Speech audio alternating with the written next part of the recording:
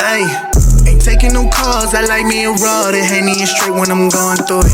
Yelling she done with me, still end up under me. I don't know why we still going through this. You gotta wait, I'm still counting the fatty. I know it's all day, I'm still going through it. They say they don't fuck with me, still never come for me. They doing bad, really going through it. Ayy, and I'm blowing through it. Don't look at the tag of receipts. I hit me a baddie and ring a Uber, cause I can tell she for the streets. Slided some good money, gave her the Timberland boot, I be keeping it brief. I ain't been checking the score, say we winning, I'm working, I ain't even peep. Can't do the cuffy or lovey-dovey unless she about a paper. As red as a short that your nigga was born, she love it. Yeah. Check it out, y'all. Y'all have now tuned in to the Devinwade Show. I am your host, Dangerous DevNasty, a.k.a. Choke Your Mom Out, a.k.a. Choke Your Pop Out. And today, I have 4 of my people with me. Garnett Briscoe was making the ugliest faces dancing to that Kenneth Muse new joint Going Through It. It's the beat, man. You heard that? Da-dum. You gotta make an ugly face to that, man. That's definitely a heavy vibe. I like 808s. Like I said, I like that's what how that's called. I like how you got the going through it and just switching different ways. You could be good ways going through it, and then you could be negative, kind of like going through it. And that voice that's going through the microphone right now is Porter Rich, of course. To the left of Porter Rich is ex-rapper. Can I say? Should we say failed rapper? No. Failed rapper, achieved comedian. Yes. Von Brown, AKA Choke Your Chicken, AKA Fat Nigga Fly. AKA what you call yourself? A B what? Oh yeah. Damn. What's that? Oh, yeah. BBN. No, a BB. I thought you was a BBN. BBN. Yeah. Okay, BBN. Yeah.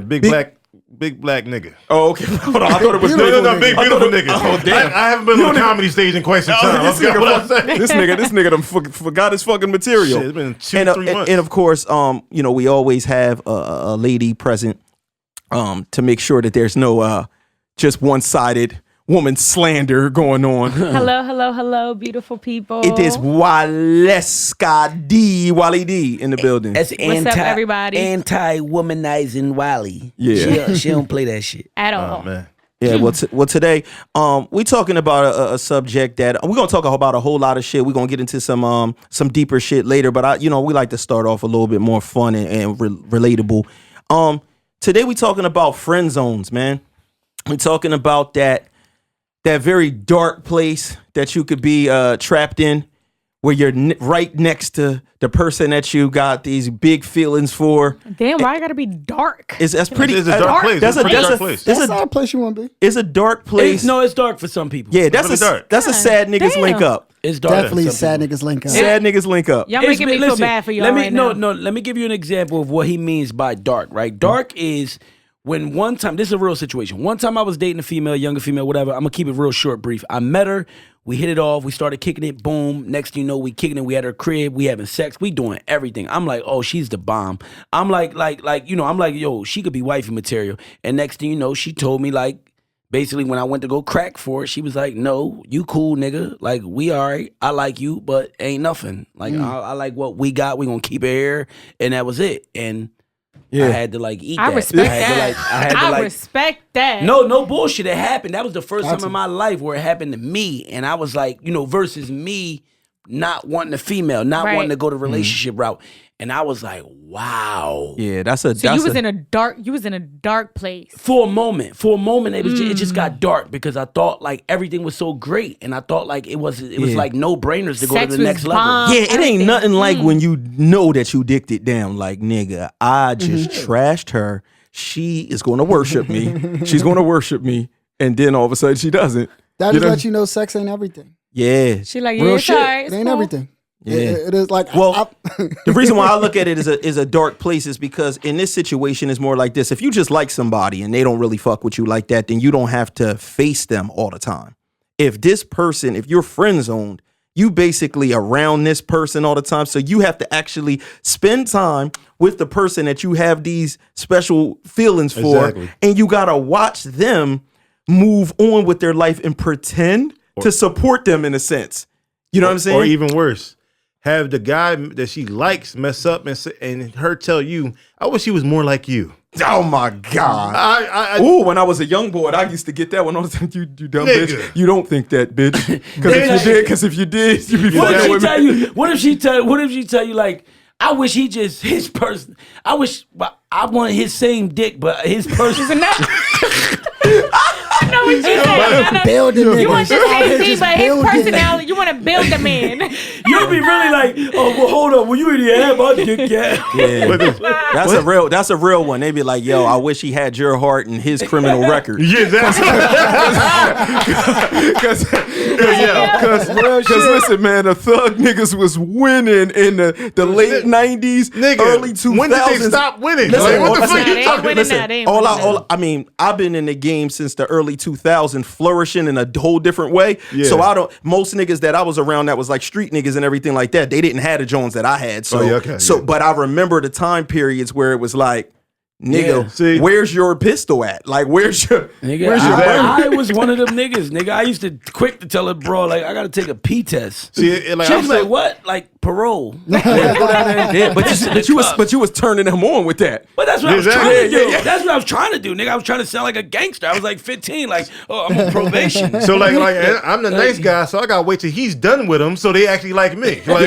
So what you're trying to figure out most of the time in a situation, with the friend zone, you're trying to figure if they do come back eventually, are they going to come back in the same shape they was like? When is she's going to expire? You feel what I'm saying? Because like you understand for them, like once you're in the friend zone, right? Usually, in my experience, the nice guy usually gets in the friend zone. The woman usually has to go through a struggle period when she messes with a street nigga. Or like this is nigga ain't shit that even find me interested because they come back like, I don't know why I just mess with you. You're such a nice guy. Like, but this is what it is. They might come back physically different. They might come out with a baby. They were single moms. Yeah. Or they always come back with baggage. And now you have to now you gotta deal with the baggage she got from the last dude. Yeah. So it's like, really the friend zone is a weird place because you gotta really He said it's understand that.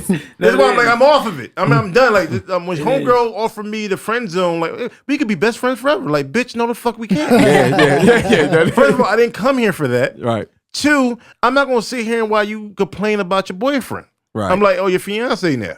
And like, that's exactly why you hit me up. Because she be trying to make you a girl. I'm gonna tell you something that could really happen, nigga. This happened to me. Friend. No, this is what happened. This happened to me. I'm gonna admit this shit. This shit hurt your heart. When they get so comfortable with you as a friend. Oh shit! I knew you were about to say. Hold on. Shit happened to me, bro. Hold on. We gonna say it. She did it. Hold on. We gonna say this at the same time and see if we on the same page. They called you. They referred to you as some girl. Yo, I'm like, listen. If I was like, bitch.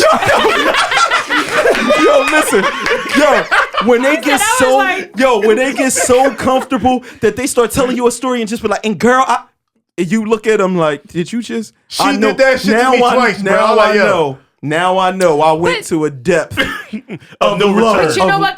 Because the only reason why we're using girl, because the story we probably telling you was it about a nigga? Yeah. That's why. But it don't matter. No, it doesn't matter. I know. But see, I know what you're saying, but I'm just saying. That means in her head, I no longer have a dick. Yes. Absolutely. You're a homegirl. No. Homegirl. What Chris Rock said? You're a homeboy. I am no longer a dick-carrying member of society. Yes. At all. Yeah, you're absolutely Mr. No Dick. Not in that moment. Hey, listen, real quick. I do want to touch on what Wise, because Wise made a crazy point. He said that the females, as far as when you doing that, you said like the females. I don't want to lose track of what I'm saying.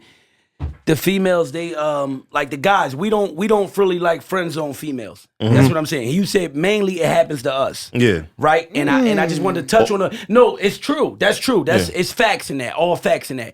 And I just wanted to touch base on why though. Like, and is it because we don't? Is it? I don't want to shit on the niggas, but we the homies. But we gotta keep it real here. Rules the world. No, but just as men, just saying, we don't friend zone nothing because are we pumping everything?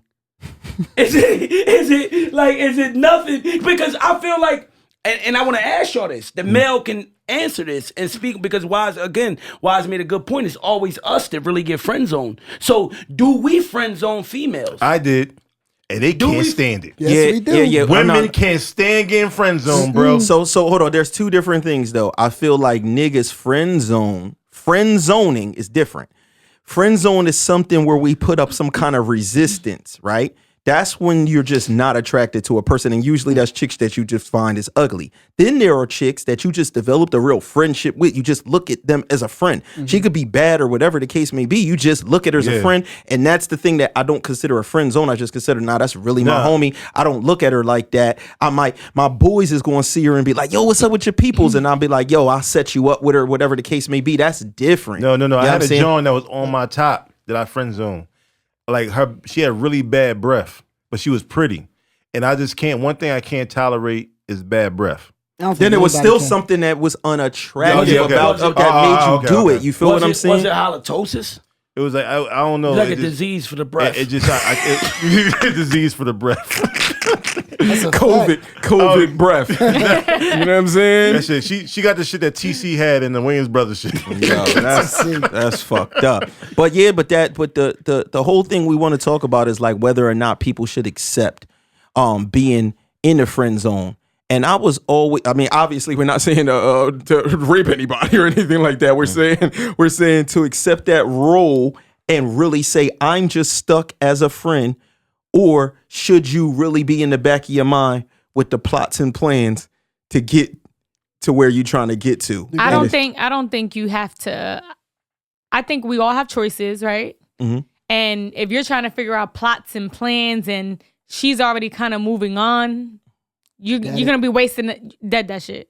You're going to be wasting a lot of time creating all these scenarios for you to get that one girl. And then what about if you ultimately don't get it? Well, listen, and she's not even thinking about it, is right. what you're saying. Exactly. Because a lot of the times the men, like guys, y'all don't really express that. Like you might say like, oh, I fuck with you, whatever. But sometimes y'all don't even express the emotional part. So we don't even know that you feel that way. We can't express our emotions to you. It's hard. But then how is hard, so though. then, but right. Because y'all don't care. Then y'all get put in the friend zone and then be mad at us. But you gotta understand care. You gotta understand we do care. No, the fuck y'all Yes, don't. we do. Wally, you gotta understand that's a dice roll. When I come tell you like, hey, listen, I'm tired of it.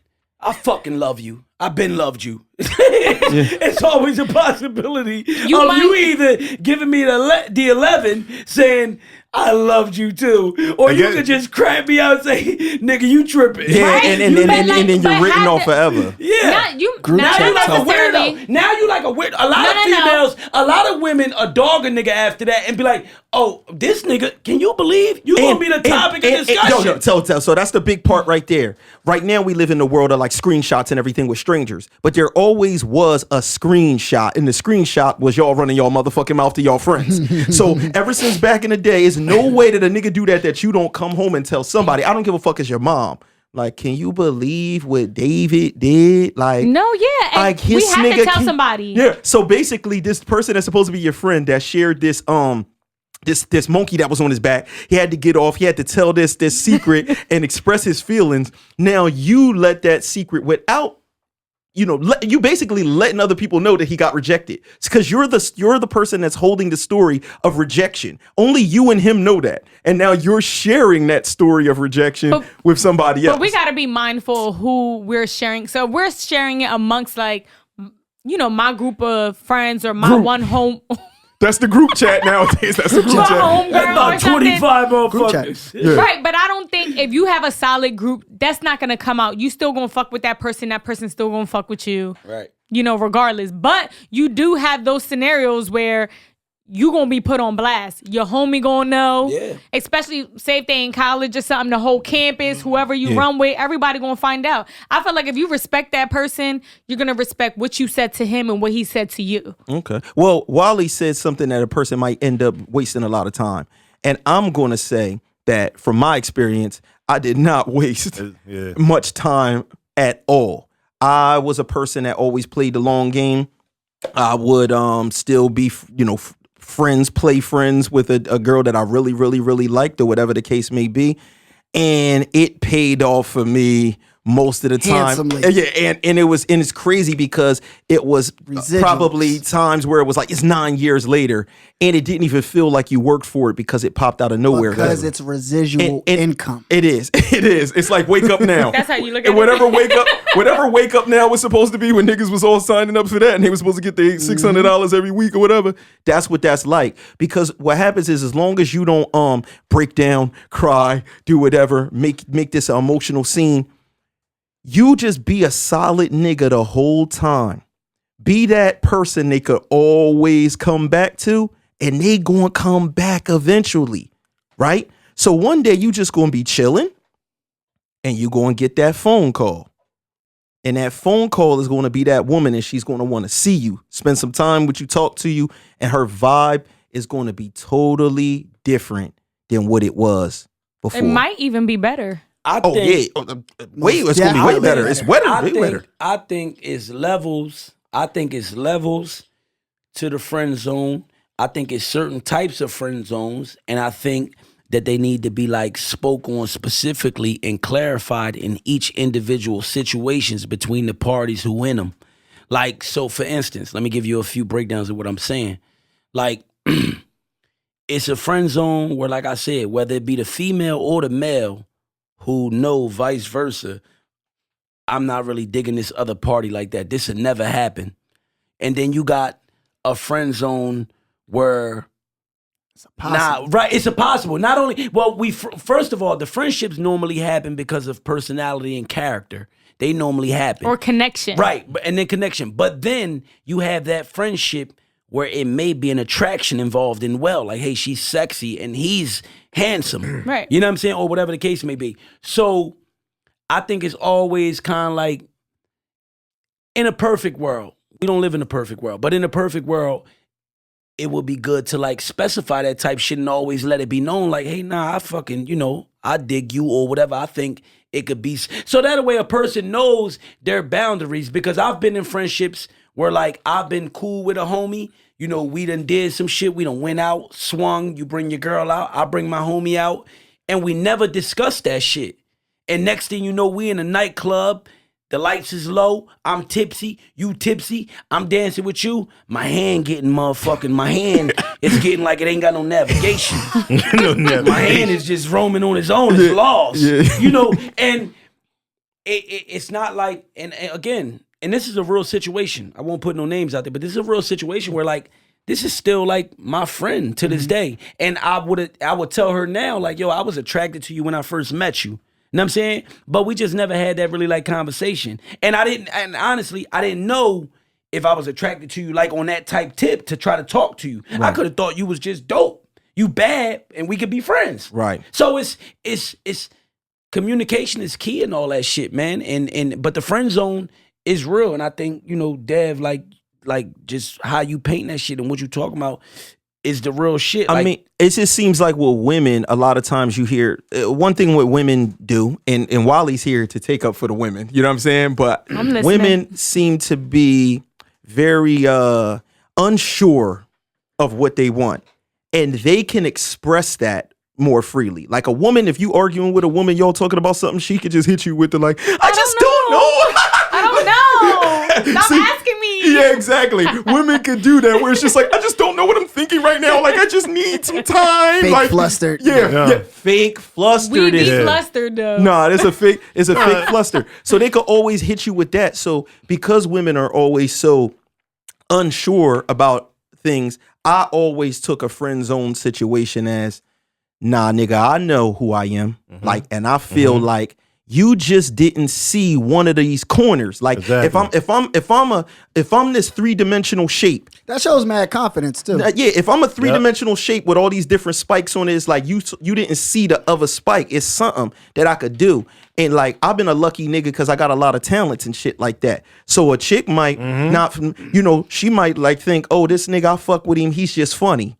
But then they might find out I draw or something like that, and that might lock them in. Or they might find out I rap and that lock them in. You know what I'm saying? They might Find talk out to you you. know That shit happened to me. They might find out I know Garnett Briscoe. And then, you know what I'm saying? And then that happens. Yeah, but, that's the panty dropper. so cosign. Listen, just take it as a cosign. Exactly. Take it as a cosign. Yeah, I that's wish y'all could see her cut her Okay. eyes at me. God damn. That almost hurt.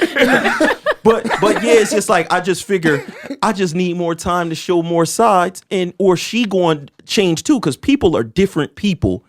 What do you think? A person's a different person probably every 3 years or something like that. Like least Absolutely. 4. Nah, I agree. I right. think you should be. Right. So what happens is some niggas will say, "Fuck you, bitch. I'm tired of putting in all this work. You don't see me," and walk away. See, not me. Dev will play it cool. Be there. I gotta witness her dealing with whoever she dealing with, and I'm gonna go off and do what I do. DJ Escrow. Yeah, exactly, nigga. Escrow bar, nigga. That's me, nigga. 56 nights. Yeah. So what happens is eventually, just like good timing, it can all meet up. Yeah, timing. Time where is a big thing with women. She evolves, and now what she looking for might be It's a little bit different. different, and then I might be different. Or niggas sometimes just play games and present the part. They're representative. Right. What Exactly. what they Exactly. want to show to end up in that space. Because I've definitely I've done that a couple of times. Because I remember one time, Trax is the one that told me to do this. They just threw him under the bus. Yeah, but keep it real. Like I was trying to talk to a chick, and she was like a black woman that was like real. I guess she was like Afrocentric in a sense, and she didn't feel like I was like that in a lot of my opinions You and wore things like that. dashiki, bro? Nah, I didn't. Oh. I didn't. But we would get into some real debates about certain shit, and she had a more like a. Like a She was damn different near group. racist. Like I ain't saying she was racist, but she was damn near. We won't talk She was about a lot of this pro-black. shit. She was pro-black, but a little bit a Too little much. extra. So when we would disagree with certain shit, it would be like, see, that's why I can't fuck with a nigga like you, because I need me a strong black man that's like this, that, like the third, and Like Malcolm. and yeah, like not like the dildo called Malcolm, please, from the last episode. Please relax. You know what I'm saying? Malcolm sex. Yeah, not like that. But she at one point just told me straight out, like the most you could be friends on, where it's just like, look, dog, I would never fuck with a nigga like you. Oh, man. Like ever. You know what I'm saying? You cool and all of that, we peoples, but I would never in my life fuck with a nigga that da-da-da-da. So I tell Don Michael Jr., and I'm like, yeah, man, she let me know da-da-da-da-da. And Trax was like, man, you Devinwade, nigga. Like, You sound if like don't him when you said that he shit. was like, he was like, just do some Devinwade shit. Like, don't argue with her. Just agree with her and with the shit she's saying, nigga. Next time I let it go in slightly. I start playing that role too, nigga. I was Mustafa with it. You know what I'm saying? Yeah, you know the pig wanna. You know what I'm saying? They always just trying to hunt us. You know the cracker, all that shit, nigga. And next thing you know, I was in them drawers, nigga. You know what I'm saying? ASAP. She was in love with the kid. I had to actually spin her. You ain't had to spin her. You had to become a Black Panther. No, I'm talking about. I'm talking about. Become a whole activist. No, I'm talking about you had to afterwards. become an activist to fuck, nigga. Yeah. And what happened was afterwards, I ended up having to spin her because I wasn't feeling her like that. It became a different goal. You know what I'm saying? And that's another thing too with the women and men being friends type of situation. I would tell my girl this. I'd be like, if you see me and I got a female friend or whatever like that, they gonna be shocked if I hit them up on some bullshit. You know what I'm saying? And if they hit me up on some bullshit, it's gonna be, yo, you fucking tripping. That's real rap. Like you wildin'. I said, now, them niggas that you cool with, call one of them niggas up and say, listen, look, if you call one of them niggas up and like, yo, we just peoples and everything, but for real, I'm on some horny shit. I'm trying to come through and fuck. Yo, what you doing? I said, them niggas is going fuck. They not. That's not your just your homie. Unless you get the one guy who really, really respects that female. That's like me hitting Richie up and be like, yo, tonight, Richie. Would you fuck Richie? No.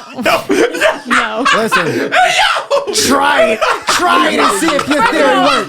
Try it. You hit Richie at 1 a.m. Rich, I'm horny. Rich gonna Richie's be like, not responding like that. I'm gonna be like, yo, Richie Like, Wally, go to bed. me and Wally been friends so long, I would be like, Wally, what are you doing? Wait. I just seen What that the fuck I you seen doing? that stroke game in Chase Street. She was with me. She was my date for Chase when we seen the sex scene together. I mean, number one, that was wild for you to try to throw a nigga. Like you try to put people on the spot right there. Like, damn.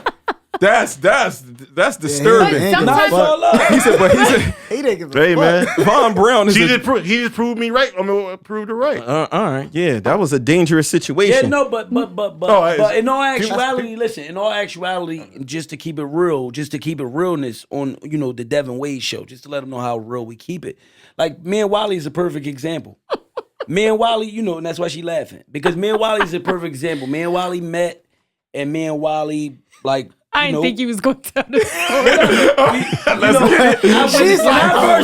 When I first met Wally, It's not a bad story, but I just didn't want to, Yeah, because listen, she know I'm gonna keep it real. That's why. Let's hear it on the Devinwade Show. When I first met Wally, I definitely thought Wally was like, yeah, nigga, like nigga, she top of the line. You know what I mean? Boricua, whatever, Latina, and I'm like, damn, man, she got swag. She, then we started kicking and we started talking, and I'm like, okay, she kind of like remind me of like where I come from, because she's swaggy, the whole shit. So it was definitely like, yeah, like absolutely. But then after kind of like really like getting to know her and becoming like friends, I think like with that comes like, again, respect. And it's not saying that, I'm not saying that I met Wally and I instantly knew that I was going to try to push up and that was the plan. Not saying that. I'm just saying that I of course I thought she was attractive and I thought like, yeah, that's definitely something that I would talk to and I could see myself, you know what I'm saying, rapping with. But I just used to come, I like Armani Exchange. I still like Armani Exchange. Wally worked in Armani Exchange. She was the manager. So when I used to come through there, she used to help me out, whatever. And we got cool. We was like two kind of like similar Puerto Ricans. Right. Where like we kind of like vibe with each other, had a lot of shit in common. And again, the respect level coming in when you a person like me, and that's why I say, respect matters in all this shit, even in them friendship zones and communication and all that shit.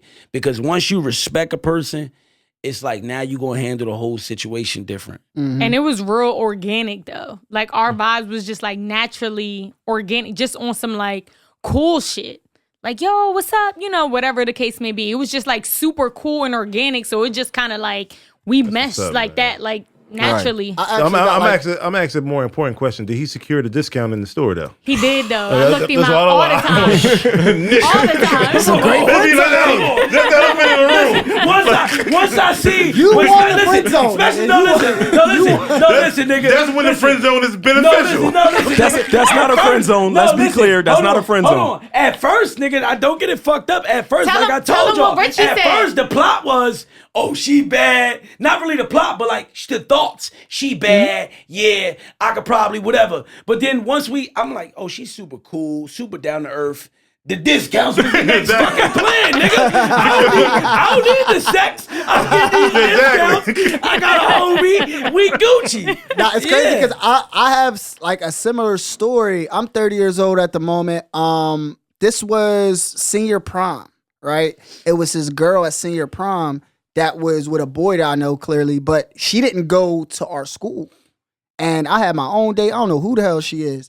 I'm like, yo, who is that? Like, I like the way she's looking. She's beautiful, but I never went up to approach her because I know the boy she went to the prom with. And this is on prom night? Prom night. At prom, senior prom. So it's like, I'm not going, you feel what I'm saying? Like, I know him.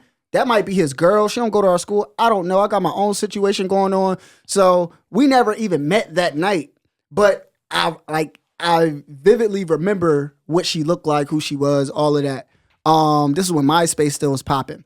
She ends up finding me on MySpace and being like, hey, listen, like you went to Pensacola High, like I was at senior prom, and I'm like, yo, like I've been looking for you. Like I was searching high and low. And this is my homegirl, Janelle. Like I'm gonna say names because that's my home. Like it is what it is. But this my homegirl Janelle. So me and her, we going back and forth. We finally exchanged numbers and we digging each other at this point. So we like talking on the phone. We watching It was Lakers. It was Lakers versus Celtics. Y'all falling asleep In the on the phone finals. together? Dog, we listen to songs. You hang up. No, you hang up. We got like a whole like Usher album that's like, yo, yeah, remember this joint? Yo, remember this joint?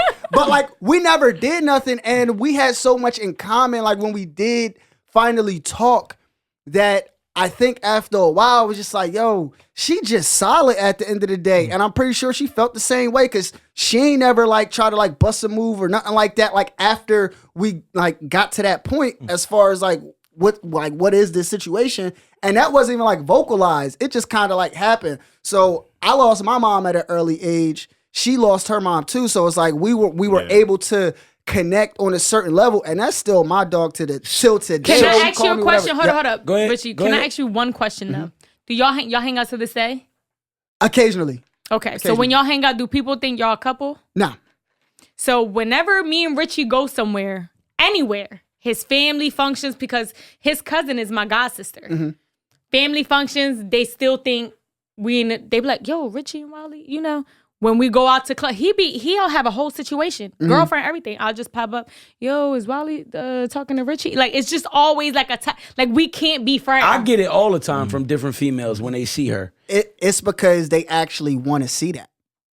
But Sometimes. Yeah, that's true. Hold on, because I don't. Y'all wanna don't lose see track. the connection y'all got? I don't want to lose track. Hold on, I don't want to lose track. So scratch me and Wally for a second. Listen, what you were saying with baby girl, With my homegirl Janelle. Yeah. with your homegirl Janelle. Now, in those situations, I just want to ask you because this is real life shit, right? In those situations, I think it'd be like once y'all get to know each other, once y'all started to get to know each other so much and really like gain the respect level for one another so much, it was like really like it was something to risk.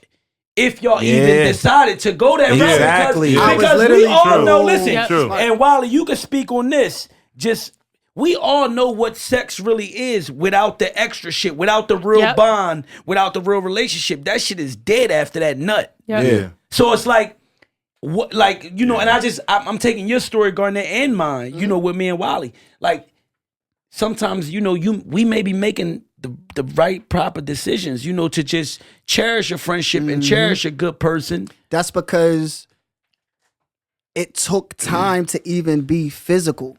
Like, you feel what I'm saying? Like, my dick couldn't even get hard before I made that decision in my head. Like, yo, like, she just a good girl. Like, no matter what, I'm gonna pick up the phone, call her. She gonna pick up the phone, you call respect me. her. And we built the friendship first without any of the extra stuff. And then when it finally came time, it's like, yo, it don't even matter. Like, listen, them kind of friendships is way less vulnerable as far as like once you and a person have some kind of romantic link, that's what brings in arguments. You might never have an argument because it's nothing for y'all to argue about on that level because there's no ownership, there's no jealousy, there's none of that. That's what brings it in. You be like, yo, me and Shorty been cool for 5 years and we never got into nothing. And That's as soon as y'all cross that line, That's it. That's why It's crazy how that works, right? because once you're dealing with a person and looking at them in a girlfriend type way or anything, It's possessive.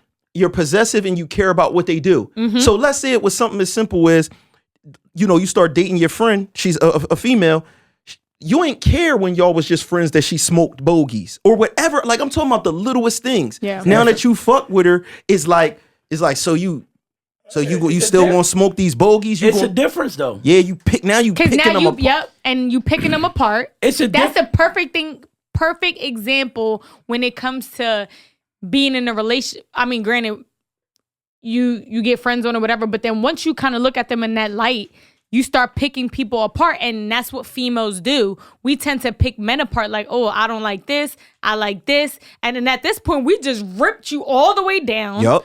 And it's just like, I don't even like this nigga. Like, what am I doing? Imagine if you was real cool with the woman and you was living out your life the way you lived, and you might have lived wild. They saw that part of you. Yep. They was cool with it when you was homie.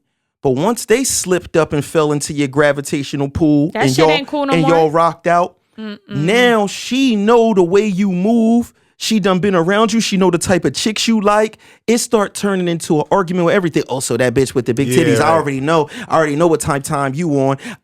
They know because they was a homie at one point. They fell into it already. Yeah. They fell into I it. mean, listen, I think life, again, I think it always depends on the people, the individuals, their personality, the character. And I think it always goes back to communication, because life, I mean, let's be honest, in a lot of relationship marriages and those type of situations, they say that the best ones come from friendships. Mm-hmm. To be honest, like Actually. you and your significant other, you and your so-called soulmates, quote unquote, supposedly, as what the world says, you'll have the best situation that stems from a friendship. So, but then you also have friendships that you appreciate the friendship so much that you're willing to sacrifice the love and like a sexual friendship relationship. Would you say, you know what? I don't even want that. Because I got a friend here. I got somebody dope. It's a million of us in the world. It's plenty of people out here for her. It's plenty of people out here for me. You know what I'm saying? Or whatever the case. So I think it's always about communication and where you at in life, though. and the people, and just be mindful. Like I said, I had a situation and like where I just, I move quick, and we still cool, but sometimes I do look back and think like, damn, did I fuck up that friendship when I made that move, because we was already friends for so long and no move had ever been made. Definitely don't make that move in a situation, because niggas will do this too. They cool with a shorty, that's their friend. They rock with her. They already know, like, this is my friend. I think she bad, but I know that I would never be with her long term. I would never be with her long term. They crossed that line, and now you done boned your friend. You knew there wasn't going to be nothing further than that. Now you done ruined that. So my personal advice, this is me, not anybody else here. If you in a situation like that, absolutely don't do it. But but my other advice is, if you are in a situation where you absolutely do want this type of relationship with a person, you might feel like you in the friend zone. I tell a motherfucker, go for it, try to make your shit happen. Cause guess what? When you on the sidelines watching that person for the rest of your life, you ain't gonna be happy with that either. That friendship might not be for you anyway, nigga. Right.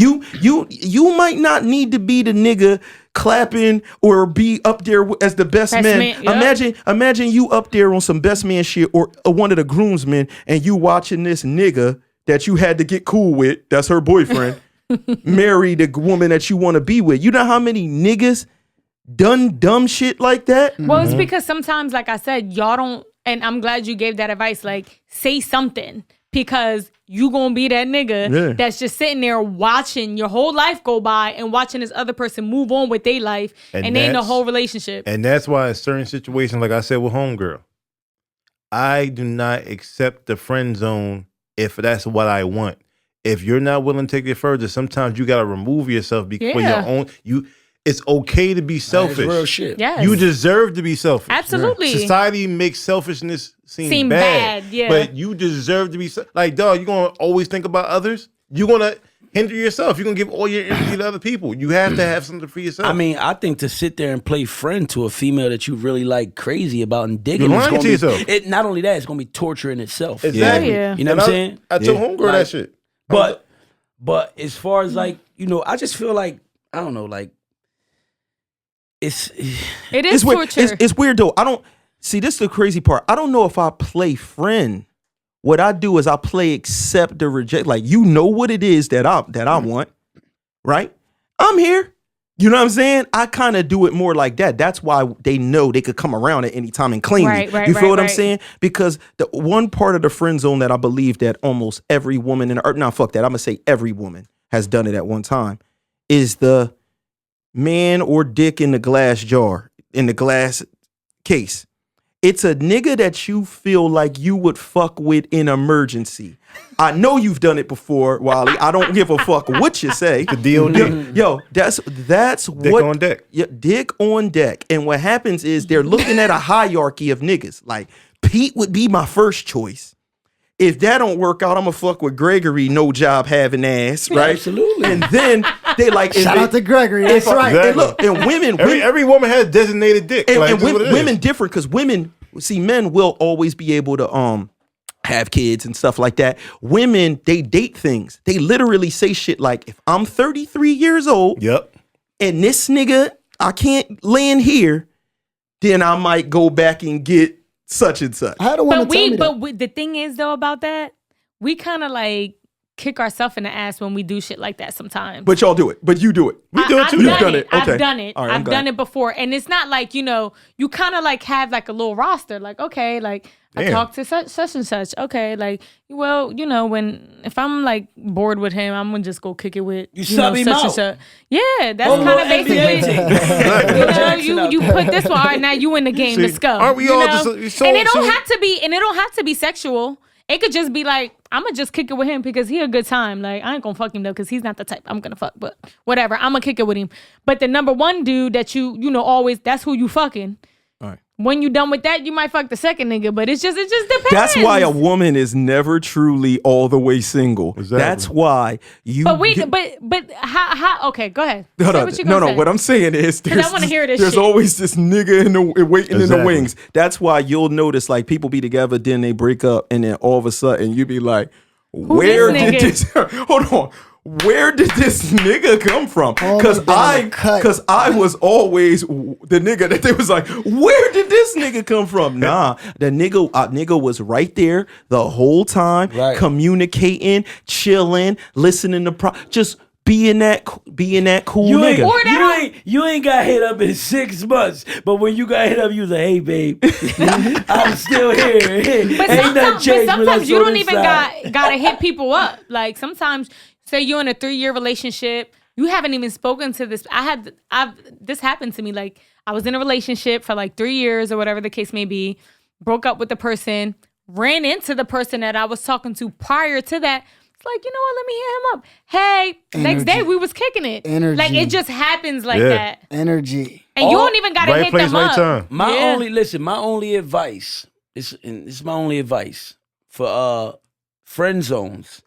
Friend zones where it's that situation that Dev talked about, which I think is the number one friend zone, where one party feels totally different from the other party. There's no attraction, no nothing. It's nothing you could do about that. That's a friend zone. Right. You got to accept that you'll be a friend for life. Mm-hmm.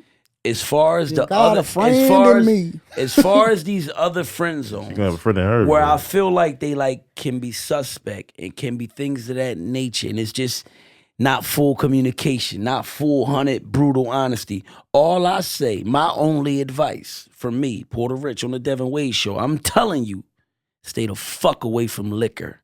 Don't fucking drink, because guess what? We all know it. Alcohol is the fucking devil. Alcohol will have you waking up like I fucked him. Yo. Females and male. You will wake up my girl alone drinking with a nigga is cheating. What? Alone drinking with a nigga is cheating. Don't drink. It or drink responsibly. Put it like that. I was about to say. Put it like that. Yeah, drink responsibly. But you know what I'm saying. I know what you mean. Because your excuse is unvalid at that point when you just like, we was drunk. Why the fuck was you with that nigga in the motherfucking crib drinking? Come to wine drunk with me. Why the fuck was you doing that? You sound like you cursing people out as right. Listen, to a lot of people who drink responsibly right now, they might hear this and say, nah, that's bullshit. I never really, that can't never happen to me. It takes that extra cup of alcohol. But that's because you drink responsibly. Right. We're talking about just having a good time, and I'm telling you to be mindful of what you drink. Be mindful. Absolutely. Because guess what? A lot of these scenarios in history and in the times that passed us, a lot of these scenarios, a lot of people will tell you like, yo, that shit happened because I got fucked up. Yeah. Nah, look. Or whatever. I'm put out there too. And watch who you fucking when they drunk, because a lot of times, that's a risk you're taking on your own too. Absolutely. Because what happens, because like, unless you like, maybe, I don't even know how to say this, because things could go real left if a joint is drunk. And then next thing you know, like I made a bad decision, and then she want to say something. That's where the risk. Yeah, that's where it turned out. I try to refrain from fucking women that's drunk. Yeah. That's the most serious case. Because then you talk about jail and shit. That's different. But fuck that. What about when you get too drunk, right? Because I've experienced this. Come on, we keeping it all the way funky. It's the Devinwade Show. But I've experienced this where I've got too drunk, right? And I'm with a 6 or a 7, and I'm like, I ain't really too beat. And then I get a liquor, a couple drinks, couple shots, extra beers. This 7 starting to look like a dime. Oh. Yeah. This exactly. 7 starting to look like the 7-Eleven. So the one that you would have friend zone, next thing you know, you let her in. Hey, You man. just, I'm telling you, that's why I say be mindful of the drinking shit, because and I say that because, and the only reason I say that to this friend zone situation is because friends will be the ones that are 9 times out of 10 be drinking together. You know what I'm saying? Just chilling. I got you. We at the club, all the homies is hanging out. You know, Well, I ain't well, gonna give you a ride home. I want to say something so before we move on to something else, and that's I want to find out how savage and terrible some of these niggas is, and then obviously I know Wally has been on the receiving end of some of this. Nobody here, nobody here ever, was friend zoned and sent that supposedly quote accidental dick pic. Never did that. Oh no. I have. So in the phone, in the days where the digital phone took over and the picture phone was popping, that 2007 era. Oh yeah, it might go down. Oops. Don't look at play that. that on to no fucking lick. You did that shit on purpose, no, bro. nigga. That's what I just said, nigga. Quote accidental. I ain't catch that. Nigga, I was sober, nigga. All water, nigga. Nothing in my veins but water, nigga. You feel what I'm saying? And you was like, whoop. You send that on. Whoop. Yo, don't look at that. You feel what I'm saying? Like you text them with that. And she sent you back the eyeballs. But in all actuality, you meant to send. You meant to send it. Then they send you back something like, yo, did it? And next thing you know, when you vibing around them, it's different. Like, damn, is that a wristwatch around it? They're You stupid. That nigga crazy. Yo, this nigga. This is like the fucking what? This is the second time, dog. This nigga used my lyrics against me. This nigga's terrible. We go move. You know they gonna dig all that shit Listen, up, man. You the nastiest, man. We go move forward, right? We gonna move forward. Garnett, you got any news, man? Any news? Anything that been going on in current events, brother? Y'all heard about that Earl Thomas situation? Who the fuck is that? The football player. Oh, So Earl Thomas is, I believe he's still the safety for the Ravens. So apparently his wife caught him cheating in bed with his brother and about 5 or 6 other women. He's not fucking his brother. No, right. But so you got to say that in the running. Yeah, it's the say way that. they Listen, run. say that in a different order again. Bring it up. Name no. How many women? I think it was about 5 or 6. Hold on, 2 guys. But orgy, whatever. Yeah, you want to call it. I don't think it's a lot going on. But orgy is different from a train. Which one is it? It's an orgy because it's multiple women. Okay, multiple women and multiple men is an orgy. I don't know. I It's like a big party. That's an orgy. It's a big party. That's a big party. That's an orgy. Because I'm pretty sure bitches is kissing each other. I'm a sexpert. Sounds like a good time all around though. Either way. Okay. So apparently, the wife ends up finding this out. They go to, I believe it might be what she found out was she went on his Snapchat and found his location of where he was at on his Snapchat. They found this Airbnb that where, they was at. She pulled up, her and 2 other homegirls. She admitted that she had a gun with her. Her other homegirls had knives with her. And then... So it's 3 chicks? 3 chicks. Basically, she walked in, pressed him. Her friends had everybody else at knife point, and she had Earl Thomas, her husband, at gunpoint. And it was... I mean, she couldn't tell him, get naked, nigga. Because he was already naked. Yeah, he's already naked, so... But, I just felt like that was interesting. They said it was 1 bullet in the head of the gun. So I feel like that was, like, super dangerous of her to do. Hold up. So what do you mean it was one, like, there was a clip in the joint with it cocked back and everything like that? Or it wasn't no clip? No, it was 1 in the head. That's the only... It wasn't any other bullets. It was 1 bullet in there. Oh yeah, so that's probably an accident. That's a motherfucker that don't use guns like that probably thought they was gonna take the clip out and it was already a joint chambered. Probably. Yeah, it was that's probably what they meant. And that so that's the most dangerous situation because that's where you knock a nigga biscuit out by accident. You don't know, and it's things like being I guess a pro athlete and all that stuff. Living the lives that you do. This isn't the first time that a situation like this happened it just didn't turn tragic. So I know anybody else familiar with like football? Y'all remember Steve McNair? Mm-hmm. So Steve McNair, he was a quarterback for the Tennessee Titans in the early 2000s. After he retired, he ended up getting killed by his wife because he got caught. Okay, can I say something? When men cheat, okay, we don't know their history. We don't know, if she caught him cheating before or whatever.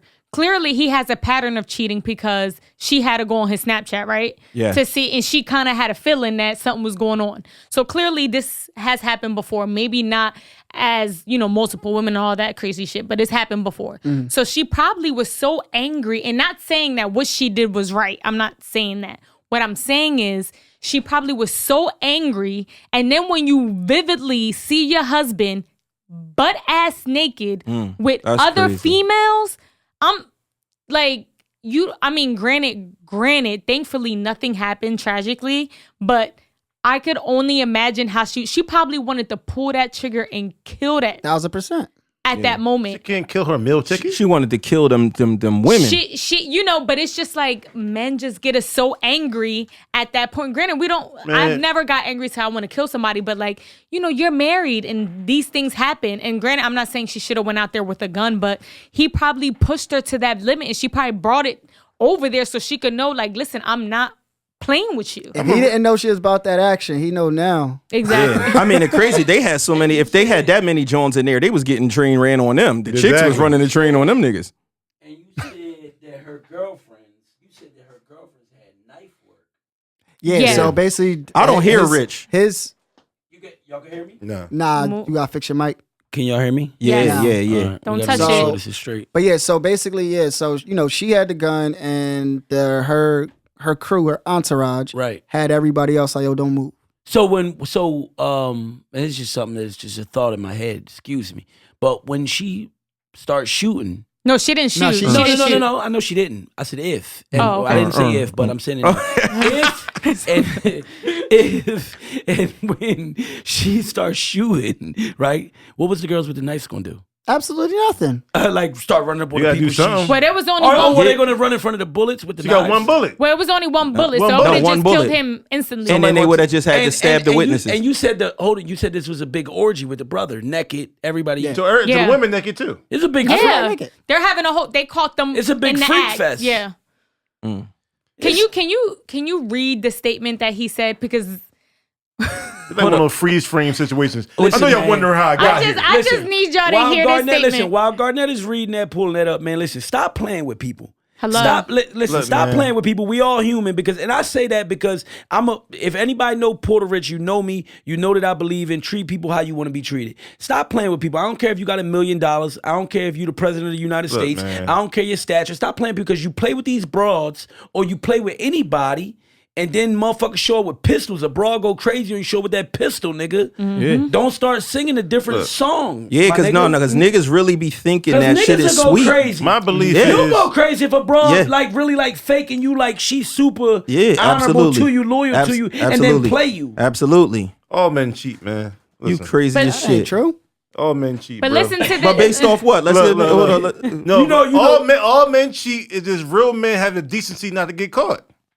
Whoa, that's a based on. Now I ain't gonna say all men. Hold on. So how do you figure that all men cheat? Bust it, break it down. Look. And first of all, women have different levels of cheating. It's going. If I go into it, it's going to dive. I'm going to dive too deep. Now, nigga, you got to explain yourself when you say when you make a comment. I have a homegirl that believed her man cheat because he was texting another woman that was her friend. At the same time, men have an opportunity. If a man has an opportunity, in most cases, in my opinion, me being around people, they probably either thought about it or will go for it if it was a layup. And it's only but so long a dude's going to run away from some pussy that's being thrown at him. I don't know about that. So why are you Then get Dev. You're pretty goddamn faithful. I mean, nigga, if you already lived a life where you was able to do everything that you wanted to do. Exactly. I mean, I don't A lot of people don't look at it like that. but I can't even say. Hold on, wait. I can't even say that because I know niggas that never ventured off and acted crazy in their life, and they just was good. I just want to put it out there. That comment I made was never supposed to be taken this seriously. No. Listen, well, when you talk, if you talking on the show, bro, you talking to the world. You talking to the world. You gotta express to people. I'm over like, damn, let's really go into another place I didn't want to go. Listen, man. That's what this is, man. You gotta tell the people. Was like, I don't know what this nigga talking about. Listen, I want to know. I love you, baby. I mean, he still make a point. He still make a point that like I said, you gotta just again. We talking about an NFL player, right? Mm-hmm. Who's you successful, you maneuvering, you living whatever lifestyle you living in. We already know that most of these successful lifestyles, a lot of these people who NFL, anything of where you're being celebrated, where your notoriety goes up, you can hardly walk around now without being noticed. We all know that come with the extra stuff where like if you're a male, females gonna be diving all over you. For the females, it's probably slightly different because we know that the males being all over females ain't like the females being all over a male. Right. And again, it probably is our fault. Right. Because we just, it goes back to what I was saying earlier. Like we will, we might not turn down, we might not put nothing in a friend zone. Right. Because it's just how the label that we got and the stereotype that we got. Mm-hmm. Right. But all right. I do believe that it is different shit out there. And I think we do need to change that stigma. And we do have men that won't cheat and to realize that, look, we built something that's so dope that I know if I cheat, I'm risking all this dope shit we built. Yeah, I think he knows that. Though. Mine is simpler though. Mine is simpler. Is this the worst part about my girl going and cheating on me?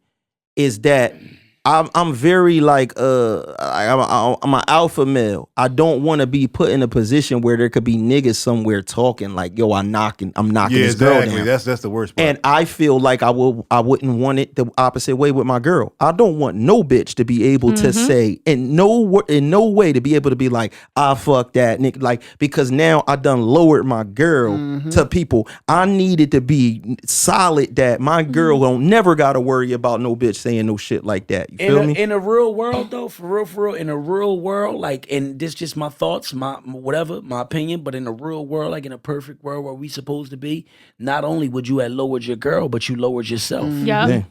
That's factual. And I always tell men that. I always tell men, like, why would you lower your standard of even yourself to even communicate or deal with that female? Like, now you making me look bad. Now, like, this female who's nowhere near my level is sitting here saying that she banged you. Yeah. Like, what? Even if she was on a higher level, shit, that might be worse. It might, because it might be worse. It might be worse because girls could at least be like, this dumbass nigga fucked the bitch from Walmart with whatever. Then it's different when it's like, this nigga cheated on me with Beyonce Knowles. And you're not gonna get too many of those. What I'm just saying, but I'm talking about even a nigga. I'm using the ultimate level, but it's like he fucking with the chick from up the street that got the big house and work at the bank. And nah, man, no matter what it is, you know what I'm saying? It's just a no-go. One is gonna either make her feel like, why are you stooping as low? Or the other one's gonna make her feel insecure. Yeah, man. At some point, and just now she's like looking at herself like, oh snap! Like, I'm gonna be honest. I'm looking. I had Garnett. I was gonna make an analogy, but he made an average of $13 million a year. He's 31. Now he's married. My whole thing is, I was saying like, at 31, getting 13 million, I'm gonna lose my fucking mind. But at the same time, you're 31, married with $13 million.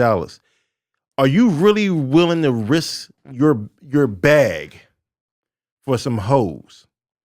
Because she got all the reason in the world to divorce you now. Mm-hmm. And now if you got kids, you losing all your money that you, like these dudes on a football field. These dudes might not even come out the game right in the head. She might have fucked up her bag. How? Getting arrested like that. Nigga, what? Nigga, she's going to jail, nigga. Well, nah, I don't think she is, because I don't know, bro. read that statement. Read the statement. She got I think a 200-yard restraining order against her. What was her charges for having a burner outside the house, nigga? Oh yeah. What kind of? Come on, It was let's Yeah, I his, didn't think about too. that. It was a nigga. What are we 9mm. talking about right now? And was what the did they charge? 9mm. And what did they charge the Puerto Rican girls with the knives? What state was they in? Yo, why if they was Puerto Rican or you just guessed? Nah, he just said they wasn't Yes, Puerto the Rican. ones I said they had knife work, I said they had to Nah, be not all Spanish. Puerto. We don't be on that type time. But we known for it. We keep sharp objects. We do have this stigma that we are crazy, but we ain't that crazy. Nah, we we come from a cooking background, so we kept knives. Yeah. Oh, that's what the origins of that story. I'm cleaning it up. We was used to chopping vegetables, and the knives was just always around. I mean, that's a good one. That's It's a good funny. one. It's just funny that This we have was in chicken. Texas. So this. Oh yeah, she good then. Texas kind of loose with the Lose pistols. the pistols, right? Like yeah. Yeah, They be not- like, your house is anything, the whole state that your But house she is in, wasn't you in can walk her around house. with She your was in pistol. an Airbnb. No, but what I'm saying is they just be like, the whole state is your house. You Like, can just yeah. walk around with your Oh, burner. true. You know get, what I I mean? think you get a gun as soon as you get your license. to Yeah. drive. Well, like in those areas, you know, where a lot of white people, you know, made the gun Yeah. culture real big, man. Right now, Pennsylvania's a big gun state too, though. but right now, it's some shit going on, man, in the news right now, man. There was a modern day lynching. Like this some real shit. There was a modern day lynching that just happened a few months back, but it's just getting to the news like heavy right now. Mm-hmm. What's up, Wise? Oh no, I don't know. I just thought I assumed it was recent. Nah, I think this. I think it happened in. This is a couple months ago. It was in It's February. just coming to the Oh. forefront Right now. now, yeah. It was the killing of Ahmaud. What was his last name? Arbery. Arbery. Arbery. Yeah, I don't pronounce it wrong. And you know, the video footage, man, that's been like on my timeline is like disturbing. You see a man, it looks like he's running, jogging down the street. There's a car, I guess, behind him that's filming this. So I still don't even understand who the person is that filmed this material. He was in on it. Oh, so this is one of the. He's a third suspect. Okay, so this is the third suspect. This person filmed this, and then the other two in the truck. That was the father and the son. Mm-hmm. We got to definitely get there. And the father was an ex-cop. Yeah. right. No, that- he was an investigator for No, he was a police officer first, Mm-hmm. then And he then it eventually was was a- like yeah. worked with the DA. He got all kinds of ties because Right. he worked with everybody in that county. He started off as a police officer, then eventually he worked with like the DA and in the courts and all that shit. Now these two criminals, they shot at this man first, right?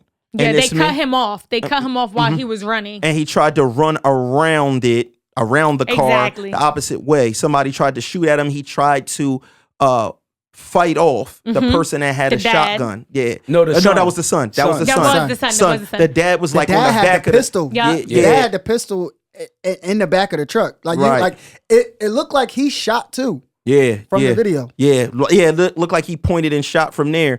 And this man, you know, watching the last moments of this man's life, where he's fighting for this for this shotgun, and then all of a sudden he's shot. Bless you. Thank you. All of a sudden he's shot, and you see him stumble a couple of he takes a couple steps forward and then falls flat out. down, and then you see them start to return to their cars, and these people, the police really did not try to get these people locked up. Still not arrested. They didn't do I believe nothing. now. I just They I didn't do just saw nothing. the update. Check the news. I just saw the update. What you got? Go ahead, That give us says what you got. no. It's not on here right now. I'm about to look, but I saw an update that said that that they are going to be arresting. Yeah, so it said on NBC News put 37 minutes ago, father and son charged with murder and death of Ahmaud Arbery. Arbery. They Yeah, need to be. so finally, man, because Power to the internet, man. yeah, They and need the to thing be. is that's not the end of it. It's Because not. we all know that a lot of times when these things happen and they lock these people up, it's not a real lockup situation. At all. What they Because he's so involved with the people in the police department or in Right. the DA in that area. And he's white. Yeah, Hello. I mean, they This is- pacify the people. This is literally if George Zimmerman had a partner. Right. Exactly. So what happened is to pacify the people, to make it feel like some justice is given, to make us shut the fuck up. what they'll do is say, okay, let's put out the warrant, let's grab these people up. But we all know how the court system works and everything like that, the time that it takes to get to a resolution. And when it's outside of the news and it's not big news, that's when you find out that they got a fucking slap on the wrist or people, we get so used to these crimes, let's call them what they are, these crimes being committed, that once it becomes old news, it don't hurt the same way. You on to the next one. So by the time, so they'll wait until that time passes and then they'll move, then they'll, they get acquitted. But it's so far out the news and there's already been a new one that everybody's on. That one kind of gets lost in the shuffle and things like that. And I just pray that doesn't happen with this man. Look how long it took to be. It is really disgusting. How did he even get the video? Was somebody anonymously, the third person anonymously sent it? Nah, he ain't anonymous. He was originally. He was not. He didn't. He was anonymous originally, because now they sent it out. Now that they have the news now, but originally he sent it anonymously. Supposedly. And do y'all know how long ago did he send the video? I don't know if it was a little bit after the scenario, but I know it had to be around like Marchish. Some shit just don't be making sense to me, man. So like my whole thing of time frame from going from they finding a dead body on the side of the road, or hopefully I don't like, you don't know what happened to the body. Like did they find it's like certain information, like I gotta go like, did they find the body there? Did they move the body? This is the crazy thing is we're just getting all this information now in time. That's what I'm saying. So the crazy part is now there's two parts to the story, because in the beginning they said that basically what the guy his name was Gregory McMichael, him and his son, they made a statement, and what they said was that they seen him on a surveillance video breaking into homes, right? This was their first statement that they said to the police officer. Then the second statement was that they were doing what was it called? Like a community arrest or something. Like a citizen's arrest? Like a citizen's arrest. Either way, all this shit is illegal. It is. You can't do none of this shit. This is George Zimmerman. Well, a citizen's arrest. This is in Georgia, right? A citizen's arrest, yes, in Georgia. A citizen's arrest is illegal if you didn't see what you thought was going down, which they didn't. Right. They basically seen this man jogging. From what I'm getting, and I follow shout to Sean King and shout to Lee Merritt. That's a lawyer who fights all the big cases for like a lot of these minority cases where minorities are being like treated like unjust and just, dealing with like inequality when it comes to like these courtrooms, the laws that we dealing with. So, and I follow them, and it's where I get a lot of my information from. But basically, it was the father and the son and this third party, I think his name is like Rodney Williamson, come to find out now, this third party that was in the back, he was recording the whole thing. The father and the son basically saw this man jogging and supposedly thought that he could have been the suspect of breakings in homes that they had heard about in their area, in their neighborhood. So they just took it upon themselves to say, hey, this guy jogging right here could be the guy. He's running. He could be running from a house now, which is fucking retarded. It's no excuse. Exactly. It's no fucking justification. And basically what they did was they had the third party follow him. They started following this guy. They was asking the guy to stop. Obviously, the guy not stopping. I'm in a neighborhood where I already know it's spooky. It could be dangerous for me. It's weird. People already could hate me. I'm going to keep running. The father and the son went and drove in front of him. They drove in front of him where they could block him in. Now he's trapped. Now he can't go forward because there's two white men in front of him, racist men with shotguns. And he can't go behind him because there's one behind him with the camera who also has a gun with him as well. And that also came out because while he's recording, you can actually, they actually got, I think, heard the gun cocking, or somehow, some way, they're able to prove that he had a gun as well. So he's definitely an accomplice to the whole situation. And yeah, listen, man, for me, listen, because this not one situation.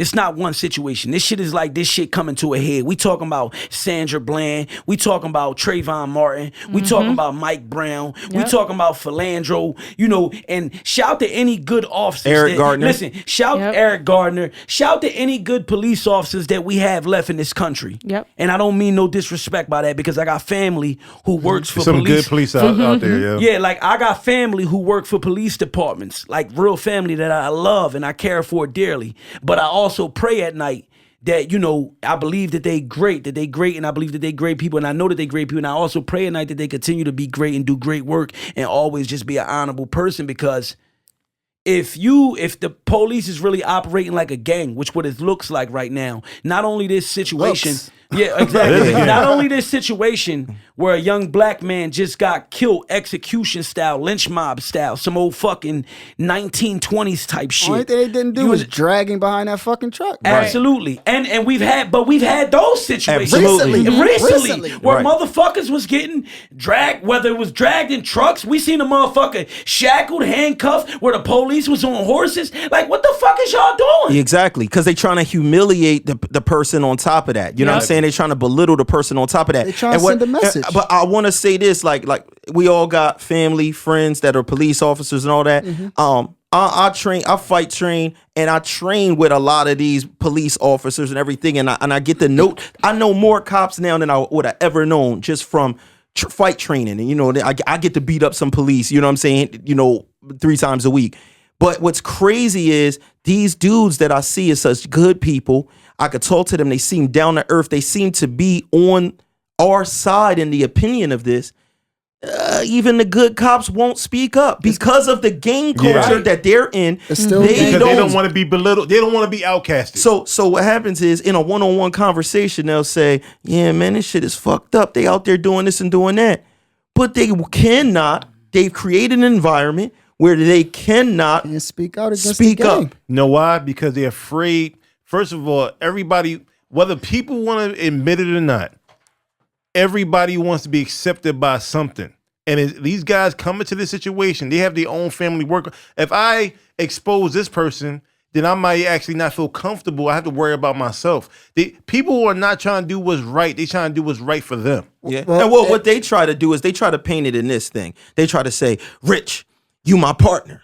I got to put my life in your hands every day when we go out here on the streets. I got to know that we so in tune, because I got to trust you with my life, that if I make a call out here, you got to always agree that was the right call. Yep. And vice versa. If I see you do some shit, Rich, I got to agree with that, because we got to be like this so that we could protect each other and so that we could trust each other, you know what I mean, with our lives. And that's the trickery.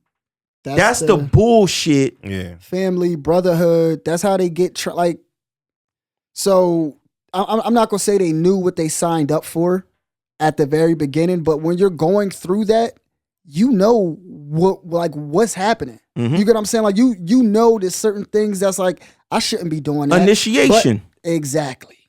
Listen, but like now that you're speaking on that, it's crazy because this eventually, like when we get to like, because I think I mentioned to you like a future topic about we're gonna talk. We're gonna talk about that today. We're gonna talk about that. But my thing is this. My thing is this, right? Them same fucking police. You know what I'm saying? Who doing whatever they doing, right? And they won't speak up, or they know what's going on, right? It's the you got a choice to make. It's like he said, we all believe in something. We all, you gotta be, because a lot of these police officers, we be contradicting ourselves. We under this oath, we under that oath. Like, that's like when you like, you know, you Muslim or whatever it is, you know, you're dealing with like a higher power, a greater energy other than yourself, or religion, whatever the case, but then you join a gang, whatever the case may be, and it's kind of like a conflict of interest there. Right. Because you kind of like under two oaths. Right. So it's the same thing with the police. You join this police gang, boom, you under that oath, but then you still trying to be a good person, and you want to be a good human. It's hard to do fucking both. Yeah. It's hard. People, listen, people gotta fucking pick a side. That's what the reason why I'm talking about this is because I'm talking about myself. I come from the streets. I come from the streets where shooting niggas, stabbing niggas, fighting, beating niggas, robbing niggas was the way of life. It was a go. It was a green light. So any street nigga you talk to is going to say, Rich, that's that shit. Rich, that's a green light. But when I go to change my life and I go to decide to say, hey, I want to change my life, my job and part of changing my life is to stand up to them old street niggas and say, yo, that's the old lifestyle. I ain't with that no more. I'm on the new lifestyle. I'm changing, my nigga, and this what I'm doing. I ain't knocking y'all. I never say that I'm better than y'all. None of that. I love y'all. I pray that y'all come this way. But I'm going this way, and this what I'm doing. It's the same way for a fucking crooked cop. If you know the motherfuckers in the precinct is planting drugs on motherfuckers, it's killing motherfuckers, it's pulling motherfuckers over, giving motherfuckers unnecessary fines and tickets. Yes. And all this shit is being done for one big plan to mass incarceration, motherfucking make people inconvenient by motherfucking giving them all this unnecessary shit that they can't pay. Then my nigga, and you a good cop, and you call yourself a good cop, and you in that shit, then this is where the fork in the road comes. Where Right. now you gotta pick a real side for your life and for this universe. Either you gonna continue to ride with that oath and be part of that funky shit and where the fuck it's going, or you gonna motherfucking pick a side for yourself and for what you know is right. It's the same thing with me. I love my street niggas to death. Any niggas that's still in the street, I love them to death, but motherfuckers already know. If you ain't growing, to me, you dead.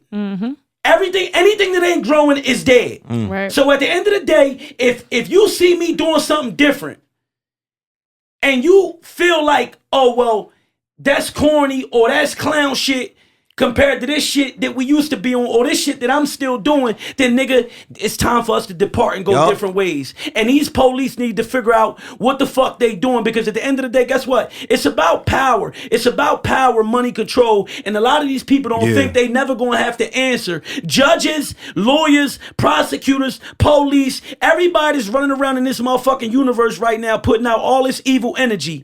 Don't think they ain't gonna have to motherfucking dance to this shit. A lot of people don't believe in God. A lot of people don't believe in the day after, where you're going to have to answer to all this shit, resurrection day. A lot of people don't. Guess what? They better hope and pray that they right. They better hope and pray that they right, and they better hope and pray that they're real shit. Because guess what? When it come, nigga, and guess not only that, That's a but fact. let's just talk about energy. A lot of these people that's doing all this shit is a lot of older people who still believe in old laws, old racism, old bullshit, and you about to die, nigga. You need to fucking chill, because guess who gonna reap the energy for the energy you putting out? Your fucking kids. Your kids and your grandkids. That's a you fact. putting out all this hatred, all this racism, and you about to fucking die. You know, God forbid, because I don't wish that shit on nobody, but this topic really like bothers me. It really bothers me and it really touches me, and I just feel like, my nigga, right now, everything we do every day, everything, each and every one of us at this table, every fucking white person in this fucking world, black person, Puerto Rican person, Asian person, everything you do, every move you make, every piece of energy you put out into the universe is creating the universe for tomorrow for our children. So keep that the fuck in mind when you keep doing all that. Because me personally, I don't give a fuck. I done been through so much shit in my life where I could die tomorrow. I could die going to war, Revolutionary War, shooting with racist motherfuckers. It don't matter. I'm with the shits. But I'm just letting you know to be mindful of what you're putting out, and because I'm raising my kids to be ready for what I'm dealing with and where I see the world going and the universe and the energy that we putting out, which is good energy and positive energy. But I also got to prepare them for the bullshit that other motherfuckers is putting out. You want to know what I want to say too? And I think that's... Y'all done got Rich started, man. This nigga sweating like Jordan. But he needed that. He needed to release that. But that's real shit. Every word that came out of his mouth. Everything he said, like, it was... It's what it is, man. It's factual. You can't argue with that shit, man. No, you can't argue with this shit. I've been waiting for this topic. I've been waiting for this conversation. The reason why people can keep getting away with the shit that they're getting away with, whether it's the white supremacist people that are killing minorities, or even minorities killing minorities. Come on. It's because of these motherfucking rules that we keep setting in place and living by these goofy ass rules that are completely self-destructive. You know what I'm saying? Fake ass rules, man. Black on black bullshit rules. I say black on black because I consider myself black. Yeah, Black absolutely. on black bullshit rules. That's like when me and you was kicking it on the phone earlier, and we was talking about this so-called shit about people checking in, successful people checking in when you go into these other cities and other states. That only exists in the black community. Listen, let me tell you. And guess what? Not only that, but ain't no black motherfuckers that's in these cities checking other black motherfuckers or requesting that other black motherfuckers check in. They not checking in the Asian billionaires that's landing in the airport. Exactly. Right. Nor the motherfucking white. Matter of fact, they might not even know who the fuck they is. Yeah, they not checking in nobody. Number one, I don't believe in the check-in shit. That shit is something I'll just die before I have to motherfucking check in with somebody before I can go somewhere. I'm a grown fucking man and I'm free. I don't abide by none of that shit and I don't give that shit no power. But also, people, there you go. But yeah, I just saw that door swing open and shit. We talking heated and shit like that. I'm like, is that the feds? Reflex, yeah, I thought we was getting motherfucking feds and shit. But you know, these rules that are created is what allows these crimes and everything to take place. I just saw a fucking shooting at a damn, I don't know if it was a funeral or if people were doing something to celebrate somebody, but they're in a cemetery. They're in a graveyard. You know what I'm saying? This is supposed to be something that's supposed to be showing either last respects or yearly anniversary respects to somebody that passed away. And you got people popping off and shooting in these places. Cemetery. And you looking in all the outrage. I'm not saying we right for having the outrage of this white guy who him and his son go and they kill a black man. But we really gotta have maybe even more so anger towards our own people that'll shoot somebody. But then but this the thing. Niggas instantly go to free the real nigga, free my nigga Killer Z. Exactly. Free my nigga Body Man. No, Body Man got 10 bodies that did not deserve that. Everything didn't have to go that way. You feel what I'm saying? You didn't have 10 situations that was only going to be resolved in that fashion. You know what I mean? Absolutely. Go ahead, Raj. We come from me and my man Quick always joke about this. It's almost like we come from an era of, from my perspective, it seemed like people would celebrate a dude coming home from jail more than a dude graduating from college. Absolutely. And it was like, it's almost like you was a sucker for going to school. And it's like, at one point you definitely was. I mean, you're part of it. That's how people looked at it. Yeah. But so I think it came from a background of like your upbringing. Like if your mom telling you like you ain't shit, or your dad telling you that you ain't shit, because there are people out there that grew up in these households, right? And they're telling you that you're not going to ever be nothing. You're not ever going to be successful.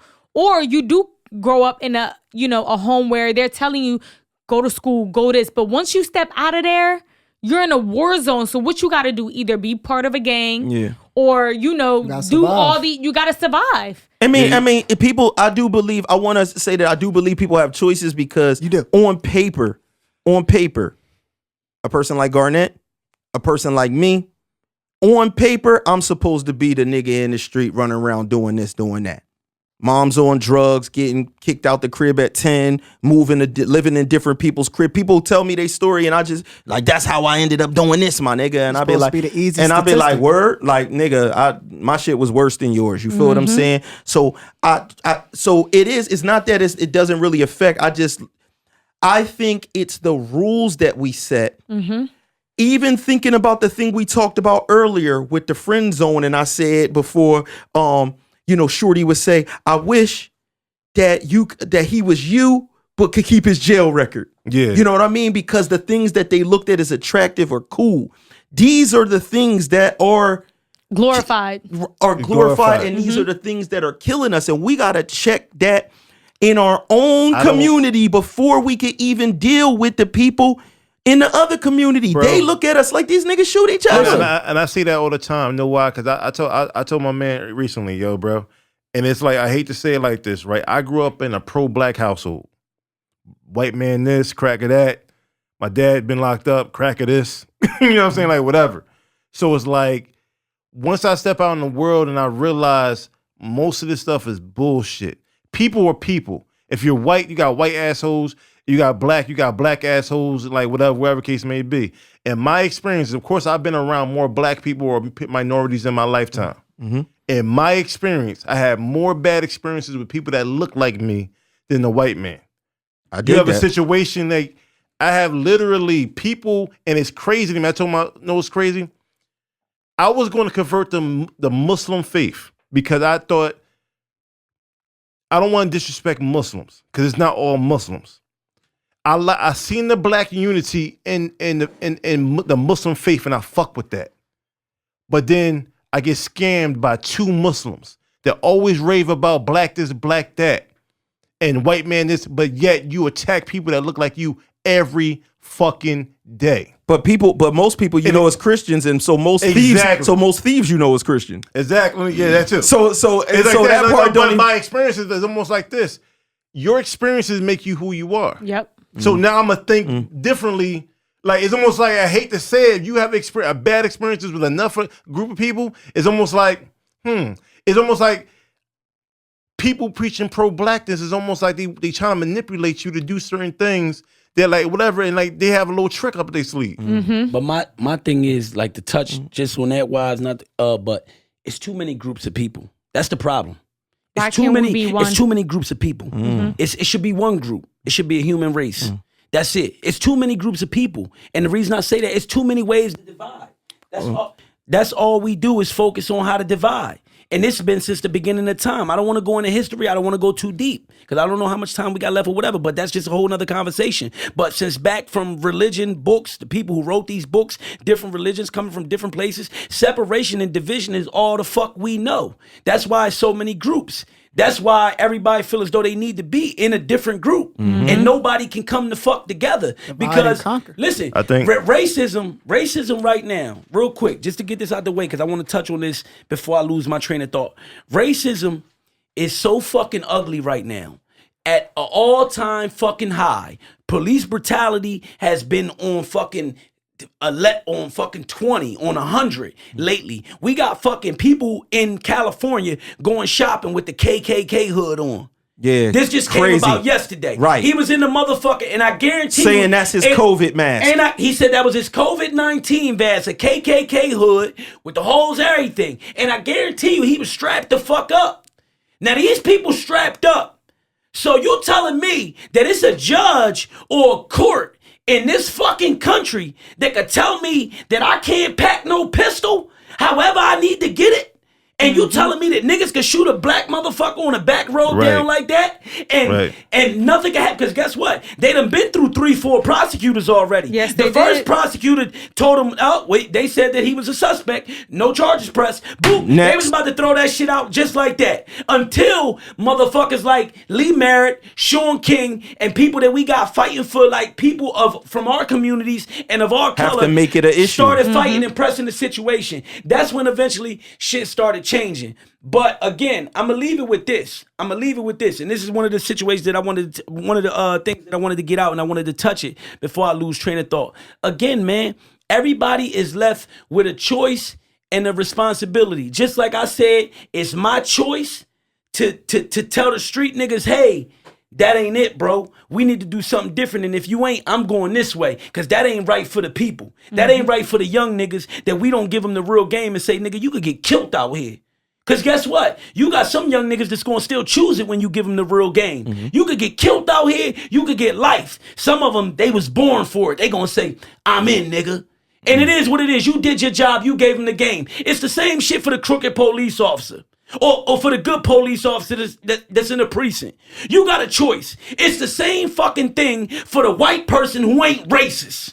Yeah. You got a choice. You can speak up or you can say nothing. And we already know that saying nothing is damn near just as much. It's sad. We don't want to say that you agreeing with it, that you part of it, because you're not saying nothing. But when you're not saying nothing, my nigga, you like okaying it. Yeah. You like with it. You are. You watching somebody drown and just like, I ain't throwing them in the water, but you know what I mean? You speak up and change things. But can we clear the air though? Gregory wasn't like an on-duty cop. He's like a retired cop. Yeah. So it's not like he was on duty. Not that it's making the situation any better. No, the difference is what happens is they have this thing where they say protect our own. So right. since he graduated from that school, they're saying we don't throw them in prison. Exactly. We don't do that. And that's what they mean by them standing. And now if all the police officers was protesting and said, and that together, motherfucker not one of us, he need to be in jail, then it'd be a different story. Yep. But since they got that brother code of, he one of us, we got to take care of him at the end of the day, because they got him clean off their people and make them look innocent, because they don't want it to look like ex-police officer did this. They try to clean up everything. But I think once this really goes into trial, I think it is going to be ex-police officer eventually. I think it will. I'm sad to say it's not like that right now, which it should be, right?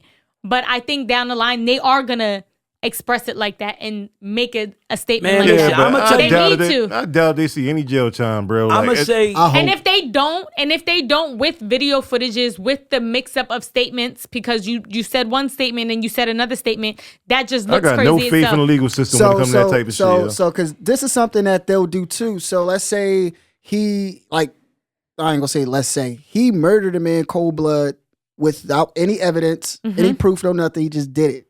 So are we okay with a conviction, but he only do a year and a half? Nope. That's the problem. I'm not cool with him getting a conviction and doing 5. Yep. And so what'll happen is, because what's probably gonna, I'm not gonna say probably, most likely. So in other situations that happen similar to this, if the cop or anybody that got charged, it's just a lesser, it's, instead of it being premeditated murder 1, you got life. Without parole, you got manslaughter. You doing 5 to 10. Right. I forget that. Good behavior. I want to, because we could beat on this all day, is a transition that I want to make with this. And that's, these clubs, these toxic rules that we make for ourselves, all of this shit. The same way that Garnett just said, this person gets locked up, they do a year. They, for manslaughter, whatever. They do 5 years. We don't got the same outrage with our own people because we so tied, so close, our own homies. We gotta be transparent. People in our communities, they support motherfuckers that they know do toxic shit just because of the relationship that they might have with them. This toxic motherfucker might be taking care of them. Yeah, whatever it is, it's like, that's my man. I know he went and murdered that little girl. He murdered that little girl, did whatever he did, or he was trying to shoot somebody, ended up shooting 2 kids or whatever like that. Just reckless shit. Shooting into a household, they don't know who in there, struck somebody. When that person get 7 years, 5 years, whatever it is, because niggas do, niggas come home on shit like that. People don't have the same issue with it. And so we can't fix what's happening in the police department, right? That's something that, like Rich said, that's kind of their responsibility to fix that. The so-called good cop. In the white community, the so-called non-racist is supposed to step in. We got to concentrate on our community. And in our community, I want to talk about some of the dumbass rules that we create for ourselves that put us in the motherfucking grave. Remember, you gave the segment about the serial killer shit. I just want to mention that real quick about our serial killer, right? The ghetto serial killer, right? I told niggas with the baby from out the block. I told niggas, on IG that people do love serial killers, and what it is that when people think about a serial killer, they imagine a white boy with a knife. Bundy. Yeah, with a knife, doing some freaky shit. He only killed women with red hair. He chop them up, put them in a box. Well, there's black serial killers. Guess what? They got a type that they kill too. They only kill black people. Exactly. They only kill our people. They not out nowhere shooting white people, and I don't want them to. They scared of white people, and they also understand the system too. That there's less people looking into this murder, so I could kill these people. You know what I'm saying? When nobody cares about what's going on here. Guess what? There'll be another murder tomorrow from one of my other serial killer buddies or enemies, so it gets lost in the sauce. But how people here look at that person that is a serial killer and call them, he's just a shooter. They try to give it a cool name. Yeah. A cool name is like, oh, that's such and such. He's a shooter. He'll shit a nigga in a heartbeat. He this and that. And chicks be riding with that. I watch chicks say shit like literally. They like that shit. I like a nigga that got a couple bodies under. He gotta have this. He gotta have that. That's what's celebrated. And rules don't even gotta be that far. I'm talking about some of the rules that we make. Like me and Rich, Garnett, we doing this show. And we want to bring all kinds of content. Even though we coming in off the street, we coming at this like journalists. I'll interview any motherfucking body. You feel what I'm saying? If somebody wanted to come on this show and he's a scientist and I want to talk to him about coronavirus or whatever's going on, a psychologist, whatever. In our society, as a journalist even, if a person comes on this show and this person was a snitch, he told he was in the FBI files, he did this, he got this, or Johnny Brasco, any of these motherfuckers. And as a journalist, I want to interview this person. You gonna see people leave comments and do shit where they gonna put like rad emojis underneath your joint. They gonna say you gave a rad a platform to speak and all of that. But they don't do the same thing with white reporters and people like that. So except for Vlad. Absolutely. Well, because Vlad in the culture. Vlad is in the culture. Vlad get treated Vlad is in the bad 'cause of culture, that. but ain't nobody trying to shoot Vlad either. Exactly, yeah. That's the difference. You might do that and be a reporter, and now niggas in the hood is trying to body you. Mm-hmm. That shit is crazy that people don't want to see people rise up that much, or the way that they look. They almost looking for a reason to kill other dark people. Absolutely. I don't think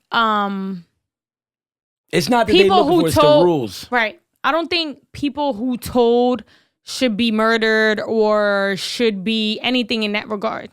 No, I'm just gonna put that out there. But these people that have told on other people, not saying that like what they did is right, but at the end of the day, you don't know what the impact you did to those people's families, that the person you told on, like, this person's not around no more. They can't see their children. They can't see their mom. They can't see this. Because why? You wanna protect yourself. So at that point, they being selfish. You get what I'm saying? Right. So it's granted, people are gonna be like, oh, you are right, you this. Okay, if they want to call them whatever. And granted, it's a stigma. It's something that we shouldn't do. But it's just like somebody doing something to your family, right? You get what I'm saying? And you like, damn, he told on my dad. Right. So this is what I'm asking you. So if you're a reporter, right? You work for the news. Right. And you are doing a sit down 2020 talking to this dude who was a rat or whatever he was. Like, you're a news reporter. Right. What are you now? Are you? No, you're getting someone's story. So this I don't is think, but that's what I'm saying. Like, I don't think that like you should be prosecuted for doing your job. Right. You get what I'm saying? You're not trying to persecute it. I suppose. Yeah. But you're persecuted in that regard. You get what I'm saying? Because you're doing your job. It's not like you're inviting him into your home and you're trying to, be his homie and, hang out with him and go have drinks or whatever. You're just doing a job. You're getting some information, getting a story, and that's it. That's because also I don't think we have an understanding or respect for what other people do. So like people see the news, they can actually understand that. That's somebody's job. Yep. When they look at Dev, when they look at whoever else is in a position to interview somebody, that's a hobby to them. That's the way crazy. that they're viewing it. Because you're not, you know why? This goes back to our thinking.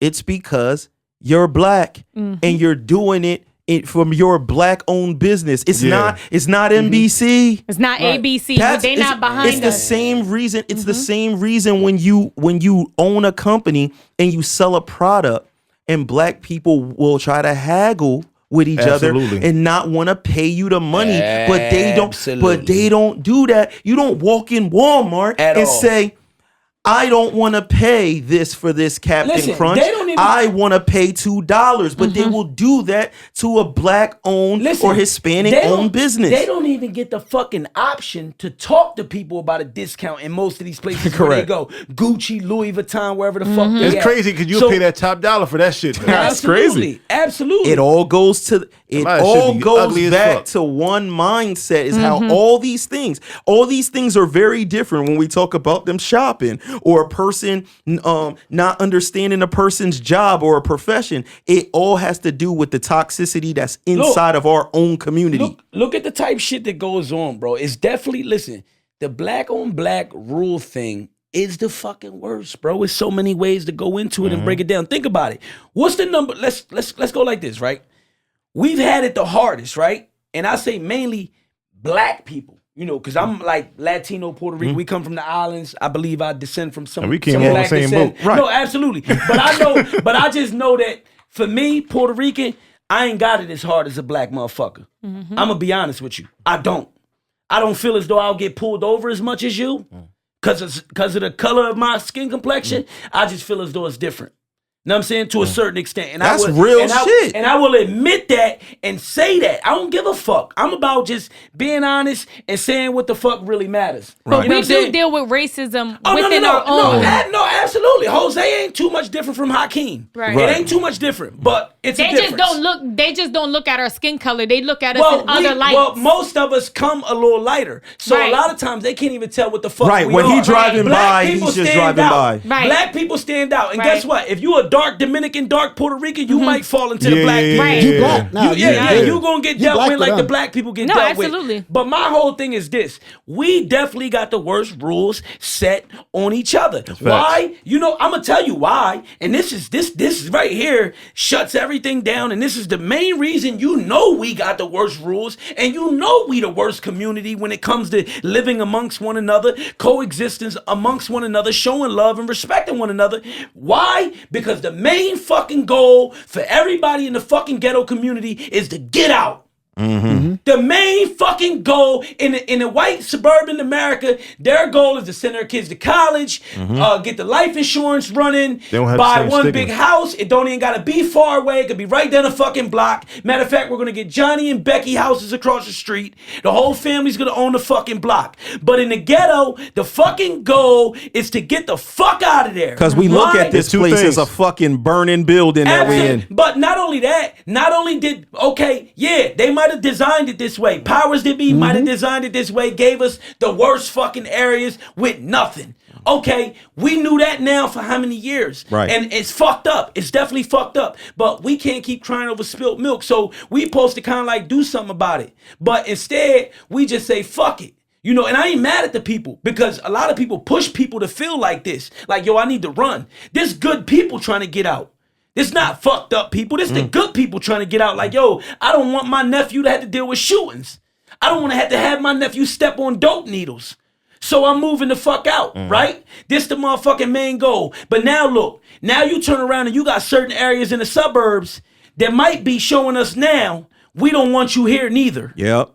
So my thing is this. My question is for the ghettos all across America, for black people, I don't care who you is, working nigga, street nigga, gang nigga, regular nigga, 550 neutral, whatever you do. It don't matter because I know it all. I've been around it all. I'm asking you, what do we do now? They gunning black motherfuckers down on back roads in the suburbs where they feel we don't belong. A lot of black Puerto Rican motherfuckers is running out these communities trying to save every last fucking penny so they can run from their own people. Instead of putting that money in their community. And I was about to say that. Because that's a challenge in itself too. Yeah. Come on. Because let's be real here. If I have something in the ghetto, you feel like the first thing you, like to the point it's a joke. I gotta cut up I just bought a TV. I gotta cut up the box before I take it outside. That's a fact. So it's like, because somebody might break in. Yep. So it's almost like I want to have something. Niggas just hungry. Exactly. So if I move out, I'm not accepted here, and then my own people are going to be predators against me too. Not everybody. We stuck. No. Let's say you stuck. Because the thing about it is, you know how the ghetto builds up? Is if you keep first of all, the black dollar is the most powerful dollar in America. It is. It will cripple America if we stop. consuming everything and buying everything. It will cripple them. Man. That's why they giving niggas boycott. Now, if we Giving was that shit like black and Black Wall Street and all this other stuff, like if we kept our money within our own community and actually have 7 transactions, like we actually give our money away first before anybody on our first transaction. We don't even feel trust. I have a homegirl. I said, like, all right, are we boycotting this for this Christmas a couple years ago? She's like, no, why I'm doing that? Like, well, you at least gonna buy black? Like, now why would I do that? We was in a nail salon. She was talking about how rude they always are to her. But she comes back there every week. She sat here and told me, I'm not buying black. I'm like, why not? Because they be acting a little ignorant and stuff like, oh. And that's something So that you'll go to that too. nail salon every week and you say they always disrespectful to get your nails done, but you won't go to a black nail salon. Mm-hmm. We need change, man. We need change, and we need it bad, man. Them old rules, my bad, Garnett. Them old rules is dead, bro. I just want to say, I've been in the streets since I was 13. I'm 40 years old. Them old rules is dead. They let a lot of niggas to the fucking cemetery. They let a bunch of fucking niggas to prison. All my street niggas that's out there know it. Even the ones that's still in the street, they know I'm speaking motherfucking stone cold facts, you know, and we just need a new time and new shit because we really like stuck. It's like you said, if the goal for so long, like I said, been to like, oh, we got to move out of our own neighborhoods that we could have built up and actually been living more comfortably if we built them up and did that and was able to do that to live amongst one another, but we not. We got to run out to the suburbs and now we see that the suburbs ain't safe. Think about it. Look, Ahmaud Arbery, right? He wasn't safe in the suburbs jogging on this back block where I guess it wasn't a lot of black people that resided and mainly white people or whatever, right? He wasn't safe there. But think about it. Was he really super safe if he would have been in like Camden, Bankhead, North Philadelphia? Was he safe? Nah. No. Come on, man. No, but he. Come on, we gotta. I'm just saying. Before Where we is get our to the safe white people, space? we gotta. It's like that what Dev said, and you go ahead, KG. But we gotta think about us, man. Yeah, Where's that safe space? I feel like we can't change Yeah, them. you definitely not safe because probably everybody in this room, and this is not a normal thing. Most people have not been in, or that's outside of our areas, have not been in true life or death violent situations. Like they have not been. So if you've been in a situation where you was in a shootout, in a knife fight, in anything that went crazy like that, I'm not talking about a car accident. I'm talking about violent events that you walked away by the grace of God. That's not a normal thing outside of our world. We already know that if he was in our neighborhoods, he had a high likelihood of that, dog. That's just like going out to the club, let out. Yeah, right. Old Puerto Rican parades, how them Jones used to end. You know what I'm saying? I've been in the craziest shit, just going to a Puerto Rican parade now. We it's knives swinging everywhere. You feel what I'm saying? So it's like, this is the type of shit that we grow up in, and we have to put the light on that and make that shit shameful before anything. Because real quick, I it was something I observed years ago. Like I would go to this place called Honey's on South Street. That's my shit. BYOB. Yeah, so Honey's. Honey's is pretty good. I was driving down there it's brunch. So I'm like driving and I see this white guy jogging, which you see white people jogging. But it was something that dawned on me. This white guy's jogging, exercising with his shirt off. And I said to myself, what's so crazy? That's freedom right there. That's real freedom. Because if he was black, I would look at him like he was a threat. Or a lot of people would look at him like he's a threat. Like, why that young kid got his shirt off, running around? Like, he must be, it's almost like he's not human. Like, it's almost like I think about what the police see when they see a black kid running with his shirt off in the hood and he just exercising maybe. You think he did something. Where you running from? I mean, but the bad part is he's damned whether he got his shirt off or he got a hoodie on. That's what I'm saying. You know what I'm saying? But I'm thinking about that, right? It's even the more extreme when you have your shirt off. But like this white guy's over here exercising with his shirt off, and I said to myself, he doesn't have a fucking care in the world. He know nobody's gonna bother him. Now, and I think that's the more wicked thing too, is that it's set into us to feel this innate fear from years of abuse and death and punishment. So it's like, I know I got certain instances where I'm like, yo, I don't even know how this is going to turn out. For example, I was living in Oakland a couple years ago. I was coming back from an open mic over in Philly, and them shits be, you get home 1, 2 o'clock in the morning. Exactly. So I'm actually coming off of the train, and I got my camera with me. And it's on like the little tripod. It's freezing cold outside, right? So I got a book bag on, got my hoodie on, whatever. And it's 1, 2 o'clock in the morning, and I'm walking from the train station. It was about a 15-minute walk to my house, same town. And I literally had somebody drive past me. There's only one car out. Drive past and literally like go 10, 15 and literally just look and stop. And I see them on the phone. Like they pick up their phone. And I'm like, damn, this about to be some bullshit. I got another 10 minutes to get to the crib. Like, what? Like, how is this going to end? Couple minutes go past. I see a cop parked up at the corner. I'm like, oh, man. And now I'm starting to piece together things that I have. I got this camera that's connected to a tripod, a small tripod. Mm-hmm. I don't know what that looked like Right. at 1 and 2 o'clock in the morning. Right. Now, I know to me, it seems outlandish that a nigga is walking through Oakland at 1 or 2 o'clock in the morning. I'm walking with an AK or a shotgun Right. with a leather jacket on. Like, who the fuck do you think I am to be out here committing? You feel? That's how I'm thinking. Like, yo, y'all niggas is wild. If I'm gonna commit a crime, bro, I'm not gonna be this fresh. Like, this is not gonna be. Yeah, he did it. He dressed like Prince. Like, that's not just like Prince. That's not gonna be it. He look like El DeBar. But during this time, I'm like, fuck. So that cop's still sitting there. I decided to walk on the other side of the street. I tried to make my camera as visible as possible. I turned this shit on, and now I'm like playing with it, but I'm minding my business. I'm not even looking at the cop. So I get past the cop. Now the cop is now in the middle of the street, following me all the way home. And he got his light on. He didn't ask me a question. Hey, sir, where you going? Nothing. Now I'm sitting here like, oh, man, I just got to take it. Yeah. And I just have to hope and pray that they're not taking what I'm doing as disrespect or anything in a manner of like, oh, who the fuck do he think You he gotta is? think Not- fucking 5 moves not acknowledging ahead, me, bro, right? man. And I'm like, oh, I get back in the crib and I feel relieved, bro, because that could have been bad. And I gotta worry about that. I'm walking home. All I want to do is go to sleep so I can wake up and go to work in the morning. I'm not on no criminal shit, but that's something I have to be conscious of. Getting pulled over in a car, you have to be conscious of.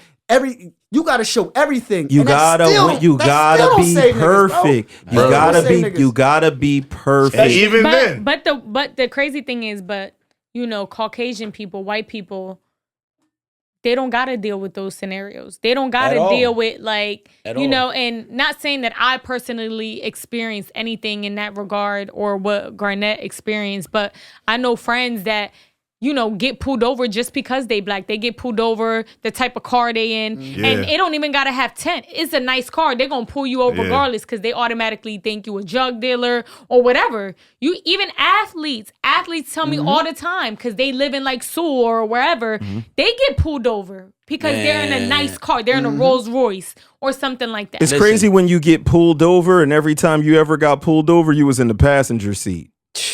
That's where it really get interesting when you been in the car with I was in the car with my Puerto Rican homie, been in the car a couple white girls, the car get pulled over, the cops come to your side of the car. Oh my God. License and what? License please. Yeah, and then this is where you fuck up. What you want my license for? I'm not even driving. Stop resisting. See, that's what turned into step out the motherfucking car. Get out the car. You feel what I'm saying? You gotta be prepared like Garnett was that night. They got, he wanted to be mindful. He wanted to make sure that they knew he had a camera. I could have easily rebelled where it's like, I'm not doing anything. What the fuck do you want? And then from there. But also gotta look at it like this too. Thank God we live at where we live at. Up here, as far as in Jersey, it's a mixed Yeah, You know, in our little area, it is more. It's more up So- north than down south. So We'll you know, do it exactly the same. everybody's kind of accustomed to what's going on, but you still never know. Right. You still, Exactly. Listen. it's still fear in their heart. Like I've never seen somebody that afraid of me. That the person that initially rolled past, and I never seen like That's you- because you're a you call the standard. cops? You're a standard nigga. Yo, I mean, I never seen You fit the description of a lot of niggas, man. I had to, and we go. I'm gonna put this out there just so kids and anybody that's listening to this can see that it can go both ways because I experienced the exact same situation in Pennsauken. I was right up the street on like Westfield in my Honda. Temp tags that was expired. They pulled me over. Temp tags, of course, expired. Paper tags. They about to take my car. I know they gonna take it. They locking my man up. He got a warrant, passenger, whatever. Take him too. Then next, they letting me go. I'm cool, other than them taking my car. When they about to let me go, Pennsauken police. I'll never forget it. And this is why when I speak on certain shit, y'all hear me and kind of like see me speak with such a passion because I've experienced some shit. But these Pennsauken police told me that I can go. I went to go walk off. When I went to go walk off, I realized there was a little nippy in my car. My coat was still in the car. I turned around and said, "Hey, can I get my coat out the car?" They was like, "Nah, you ain't getting nothing out the car. Just go ahead." So me, I'm young, 16, Camden nigga. I'm like, "Oh, that's some bullshit. Whatever, fuck it. Fuck the coat." That's what I said. Some shit like that. Nothing more. Bullshit, whatever, fuck the coat. They was like, "What you say?" I started walking. I was trying to walk off. Like, nah, I ain't worried about it. It was like, "No, come here. It's on now." And no bullshit. When I tell you that I was about to walk away from this situation, right?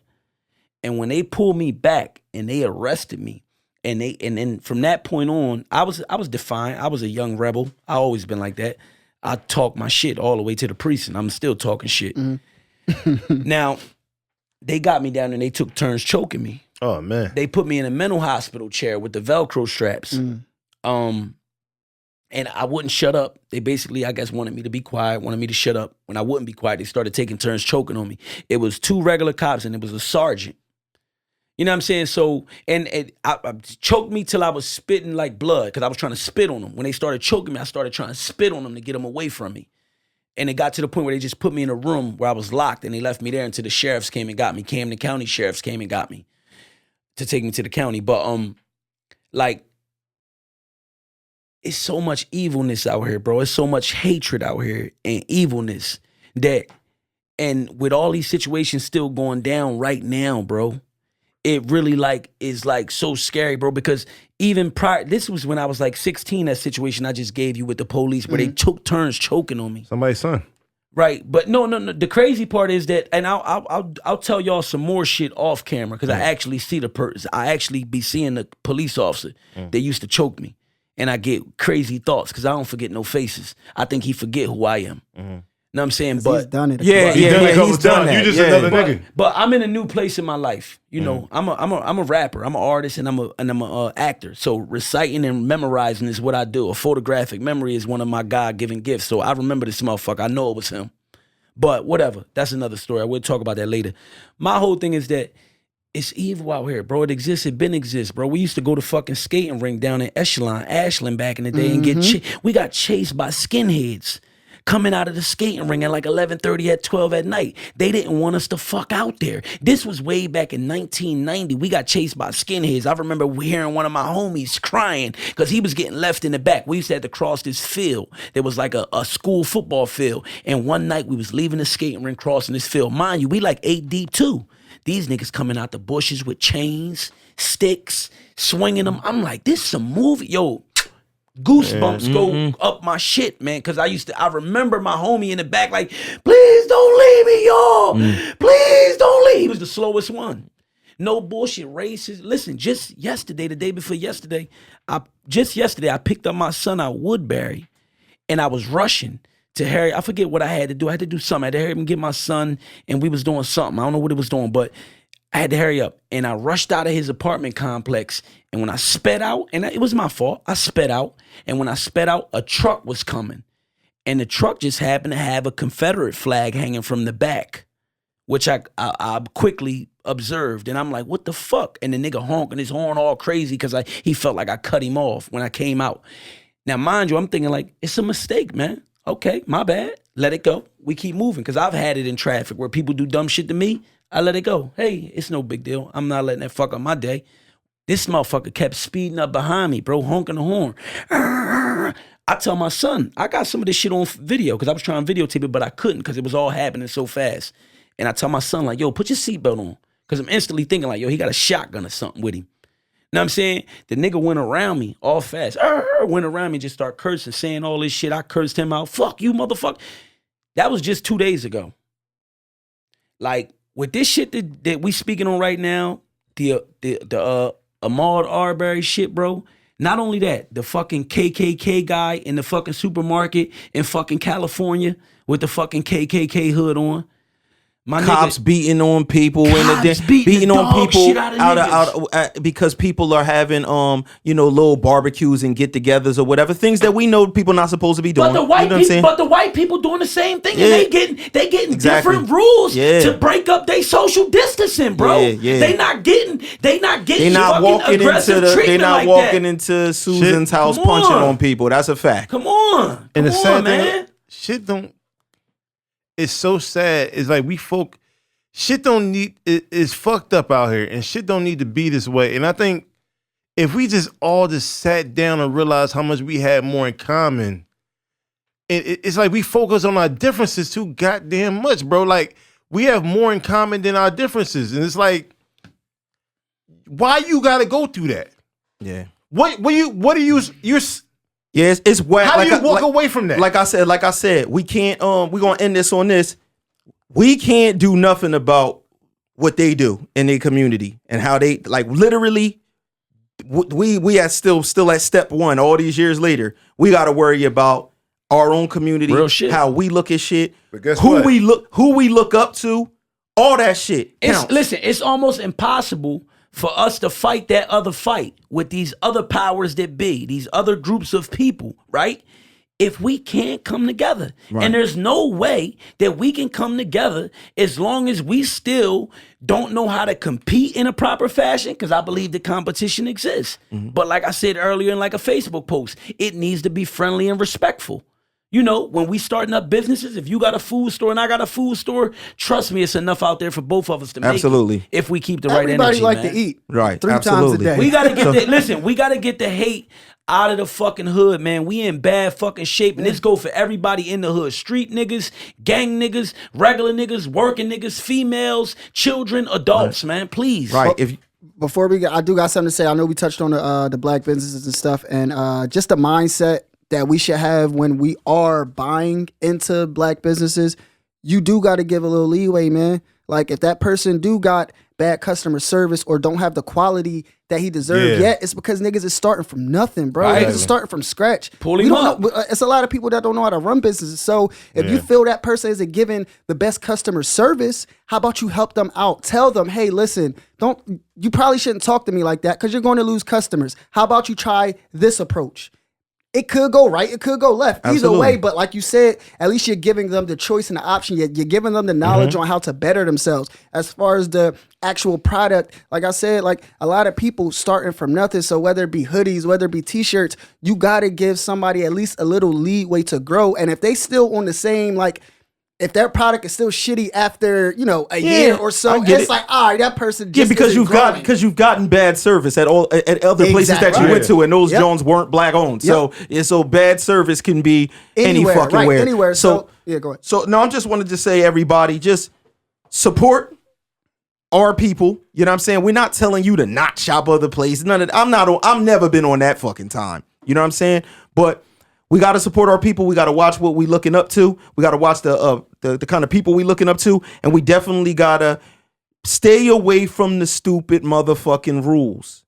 It's a pitfall. It's a trap you're setting for yourself. And the crazy part is those rules aren't real. Who made them? Ask who made them. Who made them? Do you know who made the white people? Who made the rules? The people that benefit off of those rules. Absolutely. And I hate seeing a motherfucker, especially mobsters. And I hate people living off of some Italian mobster rules. And it's like, my nigga, you work as Kmart. You know what I'm saying? Like, my nigga, you work at the mall. You ain't even, what are you talking about? So with that being said, from all of us at the Devinwade Show, is always love for myself, for Porter Rich, for Von Brown, for Garnett Briscoe, for Waleska Walita, Wally D.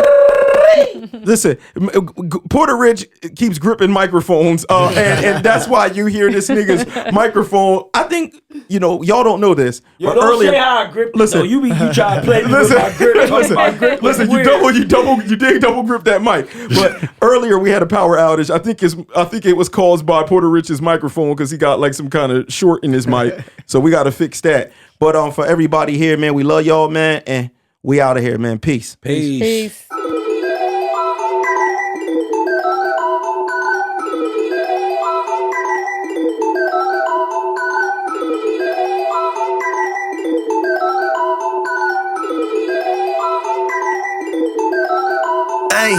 Ain't taking no calls, I like me and raw. The Henny and straight when I'm going through it. Yelling she done with me, still end up under me. I don't know why we still going through this. You gotta wait, I'm still counting the fetty. I know it's all day, I'm still going.